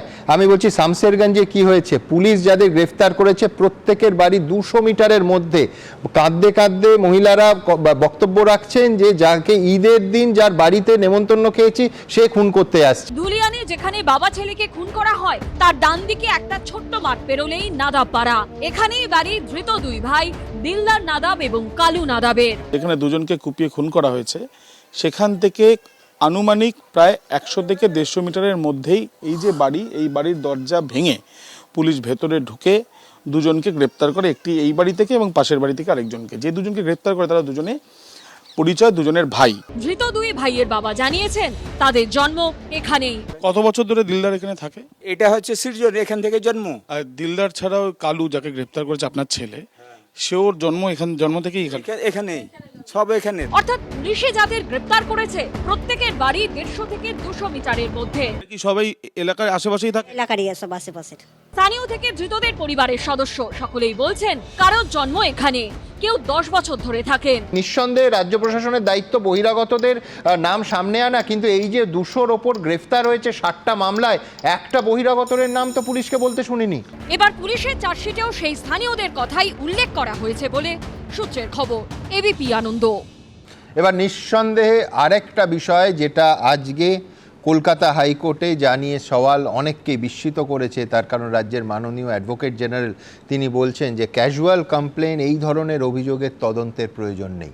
কোন ক্ষেত্রে বলছেন? আপনাদের মনে থাকবে একজন বাম এবং একজন ডিএসও নেত্রীর নির্যাতনের মামলার শুনানি, সেখানে কলকাতা হাইকোর্টের মাননীয় বিচারপতি তিনি রাজ্য সরকারেরই একজন আইপিএসকে দিয়ে সিট গঠন করে দিয়েছিলেন এবং তার পরবর্তীকালে দেখা যাচ্ছে পুলিশ ওসি এবং এসআইকে সরিয়ে দিচ্ছে। দুটো কি সম্পর্কযুক্ত? কেউ বলতেই পারেন রুটিন ট্রান্সফার, কিন্তু ঘটনা প্রবাহ সেই কথা বলছে। আর যেখানে দুজন ছাত্রী, দুজন নেত্রী, তাদের হাতে গরম মোম মহিলা থানার ভেতরে ঢেলে দেওয়ার অভিযোগ করছেন, সেটাকে সত্যিই কি ক্যাজুয়াল কমপ্লেন বলা যায়? যে ধরনের অভিযোগের কোনো তদন্তের প্রয়োজন নেই। সেই মামলার আইনজীবী এই মুহূর্তে স্টুডিওতে আছেন জয়ন্তনারায়ণ চট্টোপাধ্যায়, কিন্তু তার আগে দ্রুত ঘটনাটা ইন আ নাটশেল। সেই মোমবাতির জ্বলন্ত যে মোম, সেটা আমার হাতে ঢেলে দেওয়া হয় এবং পায়ের বিভিন্ন জায়গায় ছেঁকা দেওয়া হয়। থানায় নিয়ে গিয়ে হাতে জ্বলন্ত মোম ঢেলে দেওয়ার ভয়ঙ্কর অভিযোগ তুলেছিলেন ডিএসও নেত্রী সুশ্রিতা সোরেন। অভিযোগ খতিয়ে দেখতে গঠিত হয়েছিল স্পেশাল ইনভেস্টিগেশন টিম। অথচ মঙ্গলবার বিচারপতি তপব্রত চক্রবর্তী ও ঋতব্রত কুমার মিত্রের বেঞ্চে শুনানি পর্বে সেই মামলার প্রেক্ষিতেই রাজ্যের তরফে অ্যাডভোকেট জেনারেল কিশোর দত্ত বললেন, এগুলো অত্যন্ত ক্যাজুয়াল অ্যালিগেশন, এই ধরনের অভিযোগের ক্ষেত্রে তদন্তের কোনো প্রয়োজন নেই। যদিও মেদিনীপুর পুলিশ সূত্রে খবর, সুশ্রিতা সোরেনকে মারধরের ঘটনায় এর আগেই এফআইআর দায়ের হয়েছিল মেদিনীপুরের কোতোয়ালি থানায়। অভিযুক্ত পুলিশ অফিসারদের বিরুদ্ধে SC/ST পিও অ্যাক্ট সহ ভারতীয় ন্যায় সংহিতার একাধিক ধারায় মামলা রুজু করা হয়। এরপর মেদিনীপুর জেলা পুলিশের পক্ষ থেকে একটি ট্রান্সফার অর্ডার বেরোয়। সেই ট্রান্সফার অর্ডারে দেখা যায় মেদিনীপুর মহিলা থানার ওসি সাথী বারিককে মেদিনীপুর মহিলা থানা থেকে বদলি করা হয় DIB-তে। সাব ইন্সপেক্টর লীনা মাহাতোকে বদলি করা হয় ডিস্ট্রিক্ট এনফোর্সমেন্ট ব্রাঞ্চ বা DEB-তে। এসআইটির তরফে ওসি এবং সাব ইন্সপেক্টরের নামে এফআইআরও করা হয়। পুলিশ প্রশাসন তারা যাই বলুক না কেন যে এটা রুটিন বদলি, কিন্তু আমরা এই ঘটনা, নৃশংস ঘটনার প্রেক্ষিতে এই রুটিন বদলি নয়, এটা মানে একটা পদক্ষেপ হিসেবেই আমরা দেখছি এটা। মঙ্গলবার অ্যাডভোকেট জেনারেলের কাছে এফআইআর এর কপি দেখতে চান বিচারপতিরা, কিন্তু এফআইআর এর কপি হাইকোর্টে দেখাতে পারেনি রাজ্য সরকার। তার ফলে পিছিয়ে যায় শুনানি। আজকে মাননীয় অ্যাডভোকেট জেনারেল তিনি কিন্তু সেই অভিযোগটি আদালতে জমা দিতে পারেননি বা দেখাতে পারেননি। তৎক্ষণাৎ মহামান্য ডিভিশন বেঞ্চ বললেন ওই অভিযোগটা আমরা দেখতে চাই, অভিযোগপত্রটা দেখতে চাই। যাদবপুর বিশ্ববিদ্যালয়ে শিক্ষামন্ত্রীর গাড়িতে ছাত্র জখম হওয়ার প্রতিবাদে ৩রা মার্চ ছাত্র ধর্মঘটের ডাক দেয় এসএফআই ও এসইউসিআই এর ছাত্র সংগঠন ডিএসও। ওই দিনই মহিলা আন্দোলনকারীদের মেদিনীপুর মহিলা থানায় তুলে নিয়ে গিয়ে অকথ্য অত্যাচার করা হয় বলে অভিযোগ ওঠে। ডিএসও নেত্রী সুস্মিতা সোরেন এবং এসএফআই নেত্রী সুচরিতা দাসের ওপর পুলিশি অত্যাচারের মামলায় ব্যারাকপুরের নতুন পুলিশ কমিশনার মুরলীধরের নেতৃত্বে এসআইটি গঠনের নির্দেশ দেয় আদালত। সেই মামলাকে চ্যালেঞ্জ করে হাইকোর্টের ডিভিশন বেঞ্চে যায় রাজ্য সরকার। যে অভিযোগ আমরা জানিয়েছি সেটা মহামান্য আদালত আমাদের কথা শুনেছেন এবং সেটা পরবর্তীতে যখন দেখা যাচ্ছে যে বিভিন্ন অন্যান্য যে কেসের এতে ওখানে আরও যে একজন ছিল, ফলে তার ইনভেস্টিগেশনের এতেই সেখানেই প্রমাণ পাওয়া গেছে যে থানার ভেতরে এরকম অত্যাচার হয়েছে। আমরা দাবি করছি যে দোষীরা উপযুক্ত যাতে তারা শাস্তি পায়। আমরা চাই তদন্ত চলুক, এই ধরনের ন্যাক্কারজনক ঘটনা, সেই ঘটনার পুনরাবৃত্তি যাতে আগামী দিনে না ঘটে, বিচার ব্যবস্থার উপর আমাদের আস্থা আছে। মঙ্গলবার হাইকোর্টে এই মামলার শুনানি। ওই দিনই এফআইআর এর কপি জমার নির্দেশ দিয়েছে আদালত। সৌভিক মজুমদার, সৌমেন চক্রবর্তী, এবিপি আনন্দ। আমি জয়ন্তর কাছে আসবো যে এই সিট তো কোনোভাবে এজেন্সির সঙ্গে যুক্ত নয়। কলকাতা হাইকোর্টের মাননীয় বিচারপতি তীর্থঙ্কর ঘোষ তিনি এই রাজ্যেরই একজন অত্যন্ত সিনিয়র আইপিএস, মুরলীধর নেতৃত্বে সেই সিট গঠন করে দিয়েছেন, অর্থাৎ রাজ্যের সিট, সে তারা তদন্ত করবে, তাতে রাজ্যের আপত্তি কেন? জয়ন্তর কাছে উত্তর আছে কিনা দেখব। আমি একটু প্রেক্ষিতটা মনে করে দিতে চাইবো যে যাদবপুর ইউনিভার্সিটির ঘটনাকে কেন্দ্র করে ৩রা মার্চ সারা পশ্চিমবাংলার কলেজ ইউনিভার্সিটিগুলিতে একটা peaceful demonstration, I repeat peaceful ডেমনস্ট্রেশনের আয়োজন করা হয়েছিল এবং এই মেয়েরা শুধু সুস্মিতা সোরেন একা ছিলেন না, আমাদের এই মামলাতেও আরও 3 জন ছিলেন। যাই হোক, এই মেয়েরা বিদ্যাসাগর বিশ্ববিদ্যালয়ের ক্যাম্পাসের বাইরে একটা পিসফুল ডেমনস্ট্রেশন করছিল এবং সেই সময় 60 জন পুলিশের একটা দল তাদের মাটিতে ফেলে লাথি মারতে শুরু করে বুট জুতো দিয়ে। সে ভিডিও ভাইরাল হয়েছে। যাই হোক, তারপর তাদের মারতে মারতে তুলে নিয়ে যাওয়া হয়, ভ্যানে তোলা হয়, তারপর তাদের থানায় নিয়ে যাওয়া হয়, থানায় নিয়ে গিয়ে অকথ্য নির্যাতন করা হয়। শুধু গায়ে গরম মোম ঢেলে দেওয়া হয়নি, তাদের পায়ের উপর দাঁড়িয়ে পড়া হয়েছিল বুট জুতো পরে। শুধু তাই নয়, তাদের চুলের মুঠি ধরে রেখে বলা হয়েছিল যে নিচু হও, দেখো মাটি ছুঁতে পারো কিনা। সারা রাত ধরে তাদের উপরে নির্যাতন করা হয়েছিল। এটা আমি গল্প কথা বলছি না, এটা অভিযোগ পত্রে লেখা আছে। আমি মহামান্য আদালতেও, মহামান্য হাইকোর্টেও পড়ে পড়ে শুনিয়েছি। আইসি ওই থানার তিনি বলছিলেন মেরে জোশ আসছে না, হিন্দি গান চালা, হিন্দি গানের সাথে সাথে আমরা মারবো।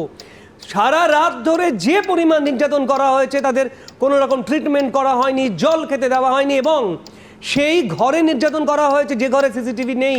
মানবাধিকার কমিশনের রেকমেন্ডেশনগুলি আপনারা জানেন, মহামান্য সুপ্রিম কোর্টের অবজারভেশনগুলি আপনারা জানেন যে একটা থানাতে সর্বত্র কিন্তু সিসিটিভি মুড়ে রাখতে হবে, তা কিন্তু ছিল না। যাই হোক, মহামান্য হাইকোর্টে মহামান্য বিচারপতি শ্রী তীর্থঙ্কর ঘোষ দীর্ঘ শুনানির পর তিনি মনে করেন এবং ওপেন কোর্টে তিনি বলেছিলেন, আমার মনে হচ্ছে পুলিশ যে নথিপত্রগুলি জমা দিয়েছে তা বিশ্বাসযোগ্য নয়। তারপরে তিনি সিনিয়র আইপিএস তখন ছিলেন, তিনি ডিআইজি ট্রেনিং শ্রী মুরলীধর শর্মার নেতৃত্বে একটা সিট গঠন করে দেন এবং বলেন এক্ষুনি অভিযোগ দায়ের করতে হবে এবং যেহেতু মানবাধিকার ভঙ্গের অভিযোগ ওঠে, কাজেই বলে দেওয়া হয় যে আপনারা এটা নিশ্চয়ই জানেন যে প্রতিটি জেলা আদালত এখন মানবাধিকার কোর্ট হয়েছে, সেখানে মামলা চালু করতে হবে। এই মামলাটার ইউনিকনেস, আজকে যে উনি যে মামলার কথা বললে মহামান্য ডিভিশন বেঞ্চে যে মামলাটা শুনানি হচ্ছিল, ইউনিকনেস হলো রাজ্য সরকারের একজন সিনিয়র আইপিএস অফিসার তিনি অভিযোগ দায়ের করলেন বা তিনি সিটের প্রধান হিসেবে অভিযোগ দায়ের করলেন, আর রাজ্য সরকারেরই আর একজন অফিসার, একজন ডেপুটি সুপারিনটেন্ডেন্ট অফ পুলিশ পদমর্যাদার অফিসার, তিনি মহামান্য কলকাতা হাইকোর্টে অ্যাপিল করলেন। আজকে মহামান্য ডিভিশন বেঞ্চ জিজ্ঞাসা করছিলেন যে এই ডিএসপির অধিকার কি, তিনি কি অধিকার বলে মামলা করলেন এবং মামলা লড়তে এলেন রাজ্য সরকারের অ্যাডভোকেট জেনারেল। অর্থাৎ রাজ্য সরকারের অভিযোগ, রাজ্য সরকারের অ্যাপিল, রাজ্য সরকারের অ্যাডভোকেট জেনারেল আজকে মামলা করতে চলে এলেন। প্রশ্ন হলো মানবাধিকার ভঙ্গ হয়েছে কি হয়নি, এবং সাধারণ মানুষকে এটা জানতে হবে তারা থানায় গেলে কি সুবিধা পেতে পারে, থানাতে কখন তাদের তুলে নেওয়া যেতে পারে। এবং মাননীয় অ্যাডভোকেট জেনারেল স্বীকার করেছেন মহামান্য আদালতে যে রাত্রি প্রায় 2:17 ওই মেয়েদের ছাড়া হয়েছিল। কেন ছাড়া হয়েছিল, কেন তাদের আটকে রাখা হয়েছিল, কি কেস করা হয়েছিল, তারা কি করেছিল, সরকারের বিরুদ্ধে তারা বিদ্রোহ ঘোষণা করেছিল, সেই মুহূর্তে তাদের ধরে নিয়ে যাওয়া হয়েছিল। যে মামলাটা এই মুহূর্তে মহামান্য কলকাতা হাইকোর্টে হচ্ছে, মনে রাখতে হবে সারা পশ্চিমবঙ্গ সেই মামলাটার দিকে তাকিয়ে রয়েছে যে কোথাও পিসফুল ডেমনস্ট্রেশন করতে গেলে পুলিশ কি এইভাবে আক্রমণ করতে পারে, পুলিশের অধিকার কতটা, এটা আমরা জানতে চেয়েছি মহামান্য হাইকোর্টে। এটা কি মানবাধিকার ভঙ্গের নিদর্শন নয়? 4টি মেয়ে, মনে রাখবেন তারা স্কলার, তারা কিন্তু সমাজের ক্রিম, তারা যে কোনো রাজনৈতিক দলেরই হোক না কেন, তাদের তুলে নিয়ে যাওয়ার অধিকার, সারা রাত আটকে রেখে মারবার অধিকার পুলিশের আছে কি নেই, আমরা মহামান্য আদালতে এটাই জানতে চেয়েছি। আর সেটাই চ্যালেঞ্জ করে রাজ্য সরকার এসেছে অ্যাপিল করতে। একদম, ধন্যবাদ জয়ন্ত। দেখুন, জয়ন্ত যেগুলো বললো অভিযোগ, সেই অভিযোগের প্রমাণ তো আদালতে হবে, কিন্তু তার জন্য তো তদন্ত করতে হবে। সেই তদন্তে আপত্তি কেন, যেখানে এই তদন্ত যার নেতৃত্বে, যে সিটের নেতৃত্বে হচ্ছে, সেই সিটের নেতৃত্ব দিচ্ছেন মুরলীধর। আপনারা জানেন কালকেই তিনি ব্যারাকপুরের একটি পোস্টে গেছেন, কিন্তু আমার বক্তব্য very much part and parcel of this administration. তিনি তো এটা কোনো বাইরের এজেন্সিকে মাননীয় বিচারপতি দেননি, একেবারে রাজ্য সরকারের অংশ, একজন অত্যন্ত সিনিয়র আইপিএসের নেতৃত্বে এই তদন্ত হচ্ছে। আপনাদের মনে থাকবে যে এই অনুষ্ঠানে একজন এসএফআই নেত্রী, একজন ডিএসও নেত্রী, প্রথম দিন এসেছিলেন ডিএসও নেত্রী সুশ্রিতা সোরেন, একেবারে স্পষ্ট এই বৈশ্বনাথদার চেয়ারে বসে পুরো ঘটনা বলেছিলেন 5ই মার্চ। শিহরিত হয়েছিলাম আমরা। আবার বলছি, এই অভিযোগ সত্যি হলে নিঃসন্দেহে মানবাধিকারের ক্ষেত্রে একটা লজ্জার ঘটনা। সুশ্রিতা সোরেন, আমি আপনার কাছে আসবো, ঠিক কি হয়েছে আপনি বলেন, কি অভিযোগ? যে কোতোয়ালি থানার মধ্যে মহিলা থানা, পাটনা বাজারের ওখানে আছে মহিলা থানা, সেখানে গিয়ে আমরা দেখলাম আমাদেরকে পুলিশ ভ্যানের থেকে নামানোর সময় সেখানে যে জায়গাটাতে সিসিটিভির আওতার বাইরে যে রুম বা যে জায়গা, সেখানে আমাদেরকে নিয়ে যায় এবং চুলের মুঠি ধরে টেনে হিচড়ে রুমের মধ্যে নিয়ে গিয়ে, মানে পেছন দিক থেকে আমরা যে 4 জন ছাত্রী কর্মীরা ছিলাম, আমাদেরকে লাথি মেরে রুমের অভ্যন্তরে মাঝখানে ফেলে দিয়ে, মানে চতুর্দিক থেকে থানার যিনি ওসি ছিলেন মহিলা, তিনি সহ 5 জন পুলিশ কর্মীকে নিয়ে আমাদের উপর অকথ্যভাবে অত্যাচার চালায় এবং লাথি, ঘুষি, কিল, চড় এলোপাথারিভাবে আমাদেরকে মারতে থাকে। তার সাথে যিনি ওসি ছিলেন, ওনার কোমরের বেল্ট নিজে খুলে সেই কোমরের বেল্টের দ্বারা আমাদেরকে সজোরে আঘাত করতে থাকে। এই 4 জন ছাত্রী কর্মীকে একসাথে যে আঘাত করা হলো, এই যে বর্বর আক্রমণ করলো, তারপরেই আমরা দেখলাম যে এই যে 3 জন আমাদের ছাত্রী কর্মীকে তা অন্য একটা রুমে নিয়ে যায় এবং আমাকে প্রথমে একা সেখানে রেখে আমাকে বলা হয় যে তুই এখানে বস, নিচে পা মিলে বস। দিয়ে আমি পা মিলে বসলাম, বলে তো তোর চুলের ক্লিপটা খোল। ক্লিপটা আমি খুললাম, বলে চুল ছেড়ে দে। চুল ছেড়েই আমি বসলাম।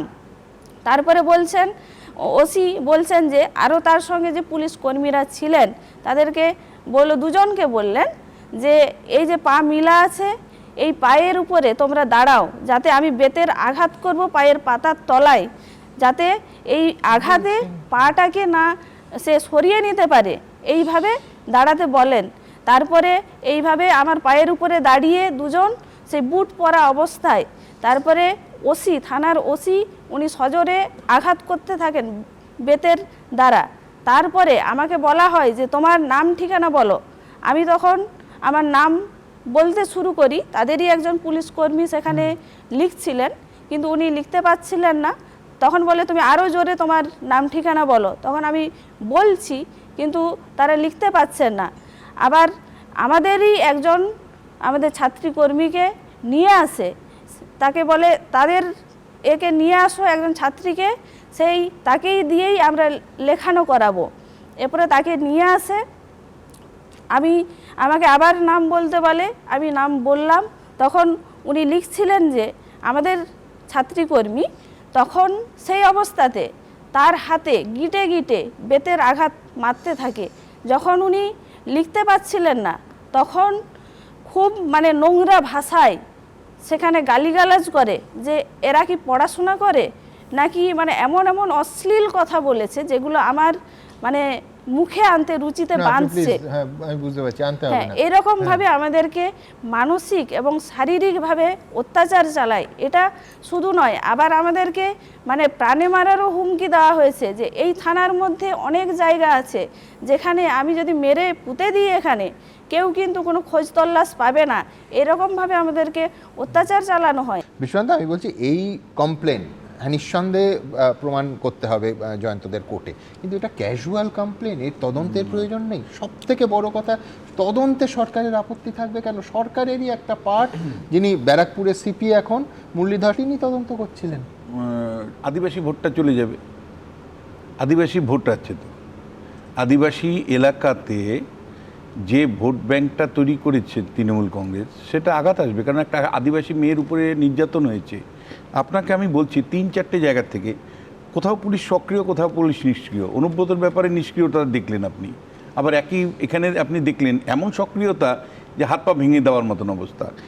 আপনি খুব ঠান্ডা মাথায় ভাবুন, পুলিশের তদন্ত তো একটা, সেখানে সংঘাত আপনি দেখতে পাচ্ছেন, রাজ্যের ইচ্ছার প্রশ্নটা আসছে, কিন্তু বড় প্রশ্ন সম্বন্ধে একটা মহিলা প্রকাশ্যে বলছেন, কমপ্লেন করছেন থানায়, রাজ্যের মহিলা কমিশন কি ভূমিকা নিচ্ছে?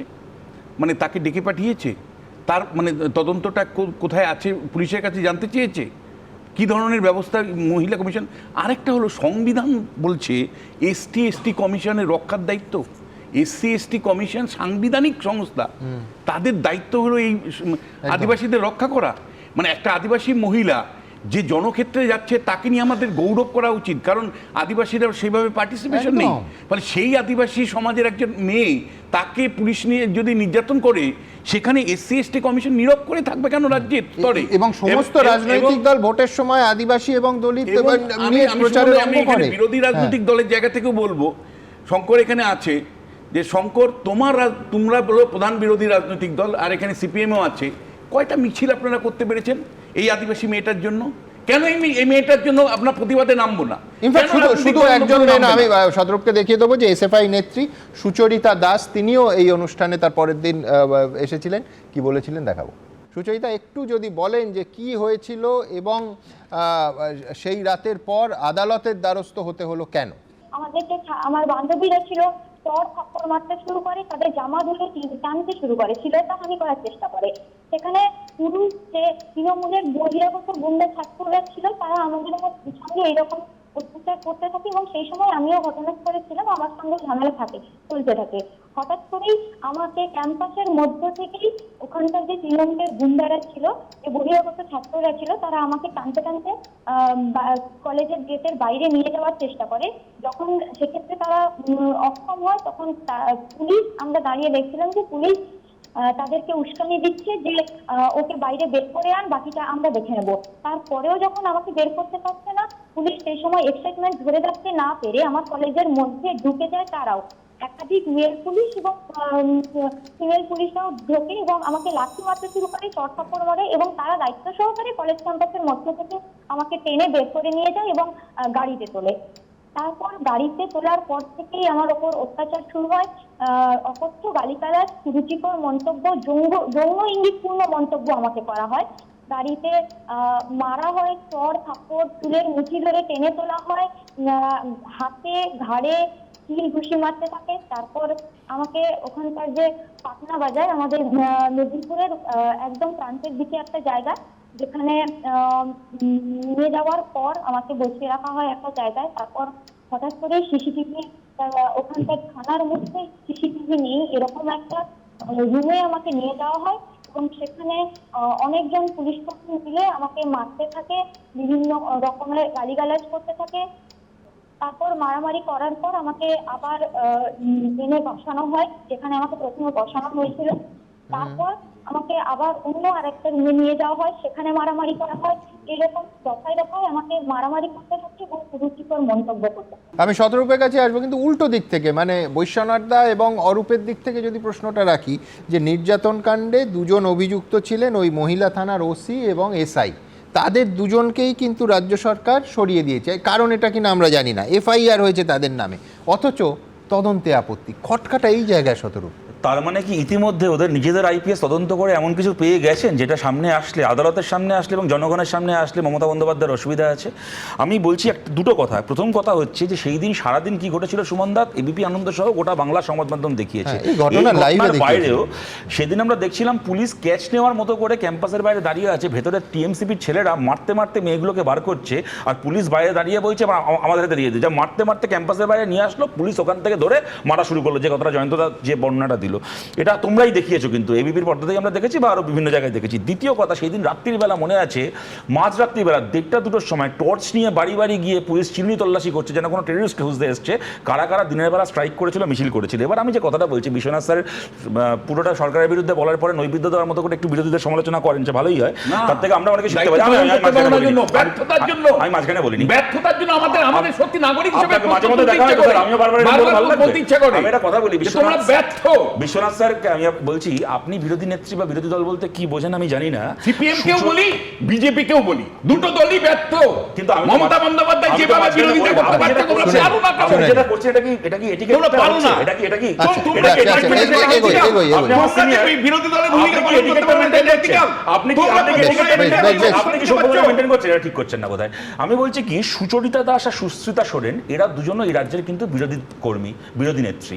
আপনি বিরোধী নেত্রী বলতে খালি মমতা ব্যানার্জি আর অগ্নিমিত্রা পলকে বুঝতে পারেন, কিন্তু এরাও কিন্তু বিরোধী নেত্রী। আমি কেন কথাটা বলছি সুমনদা, সরকারি তথ্য হচ্ছে কেন্দ্রের সরকারের 2021-22 সাল লাস্ট এই এটা হিসেবটা প্রকাশিত হয়েছে, উইকিপিডিয়া এখন যে কেউ মিলে নিতে পারেন। কাস্টোডিয়াল ডেথ ভারতে হায়েস্ট উত্তরপ্রদেশে 501, দ্বিতীয় স্থানে পশ্চিমবঙ্গ 257। কারণ কিন্তু এই ঘটনাগুলো আমাদের সামনে আসে না। এক্ষেত্রে এই কাস্টোডিয়াল টর্চার সামনে এসছে এবং এটাকে নিয়ে লড়াই চলছে। তার কারণটা হচ্ছে বিশ্বনাথ চক্রবর্তী না মনে করলেও সুচরিতা দাস এবং সুস্মিতা সোরেনও এই রাজ্যের বিরোধী নেত্রী, যারা কিনা পুলিশকে, মমতা বন্দ্যোপাধ্যায়কে এখানে এক্সপোজ করেছে। আমি বলছি অরূপ, একটা খুব পরিষ্কার, সেটা হচ্ছে এই ঘটনার পর আমি বলছি তদন্তে কেন আপত্তি? আমি বলছি যে ক্যাজুয়াল কমপ্লেন কোন, মানে আমি বলছি তদন্ত আটকানোর জন্য স্বয়ং রাজ্যের অ্যাডভোকেট জেনারেল সওয়াল করছেন কেন? প্রথমত যে অফিসারের বিরুদ্ধে অভিযোগ উঠেছে, ওসি এবং এসআই দুজনকেই সরিয়ে দেওয়া হয়েছে প্রথমত। সেই জন্যই তো আরো বড় প্রশ্ন, তাহলে তদন্ত কেন আটকানোর চেষ্টা? সরিয়ে দিলে কি মাইনে কমে যায়? আমি 17% বলি, সরিয়ে দিলে মাইনে কমে যায়। এই অপরাধের শাস্তি হচ্ছে বড়, কিন্তু 1 পয়সা মাইনে কমে না, এটা তথ্যের খাতিরে বলা। বড় ডায়লগ দিচ্ছে 17। এখন সমস্যাটা হচ্ছে দুজনের লালের কালারটা বোধহয় বিশ্বনাথ দার বেশি লাল।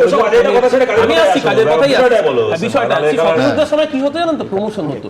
আপনার মনে থাকে শুনুন, তখন স্টার আনন্দ ছিল, এবিপি আনন্দ আসেনি তখনও। কাটোয়া কলেজে প্রফেসর ছিলেন, তাকে গুলি চালিয়ে তাকে প্রমোশন দিল। গায়ে লাগছে কেন? গায়ে লাগছে কেন? মুশকিলটা হচ্ছে কেন নন্দীগ্রামে যাদের বিরুদ্ধে মমতা ব্যানার্জি ফাঁসি চেয়েছিলেন তাদেরকে প্রমোশনটা কে দিল? এই যে এত বড় বড় শুনলাম তার শাস্তি হচ্ছে 21শে জুলাই নাকি যে আমলার নির্দেশে হয়েছে, তিনি রাজ্যের মন্ত্রী হয়েছিলেন। তোমাকে মমতা বন্দ্যোপাধ্যায় ইন্টারভিউ দিয়ে 2011 সুমনদের তোমাকে বলেছিলেন যে আমি ক্ষমতায় আসলে আমি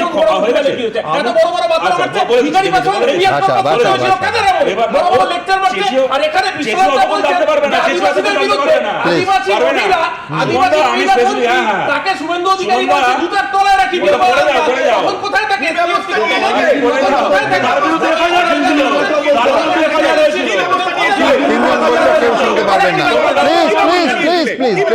একদম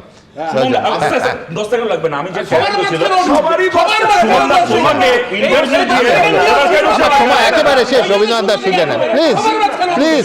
বলতে পারি যে যেহেতু অধ্যাপনা সূত্রে এই যে অল্প বয়সী মেয়েগুলো যারা এই মানে এখানে এসে বললো এতক্ষণ ধরে, আমার সত্যি স্যালুট করতে ইচ্ছে করছে। কারণ বিরোধীর স্বর যেদিন পশ্চিমবঙ্গ থেকে মুছে যাবে ছাত্রছাত্রীদের মধ্যে থেকে, সেদিন পশ্চিমবঙ্গে দুর্নীতির সীমাহীন যে লাগাম, আমরা লাগাম ছাড়া যে দুর্নীতি দেখছি, সেটা আরো যে অনন্ত হয়ে যাবে সেটা আমরা বুঝতে পারছি। কিন্তু এই যে দুর্নীতির বিরুদ্ধে রুখে দাঁড়ানোর যে ভয়েস, এটা কিন্তু আমি শুধু এদেরকে দিয়ে দেখছি না, আমি আরো অনেককে আরো দেশের দুর্নীতির খবর রাখেন না।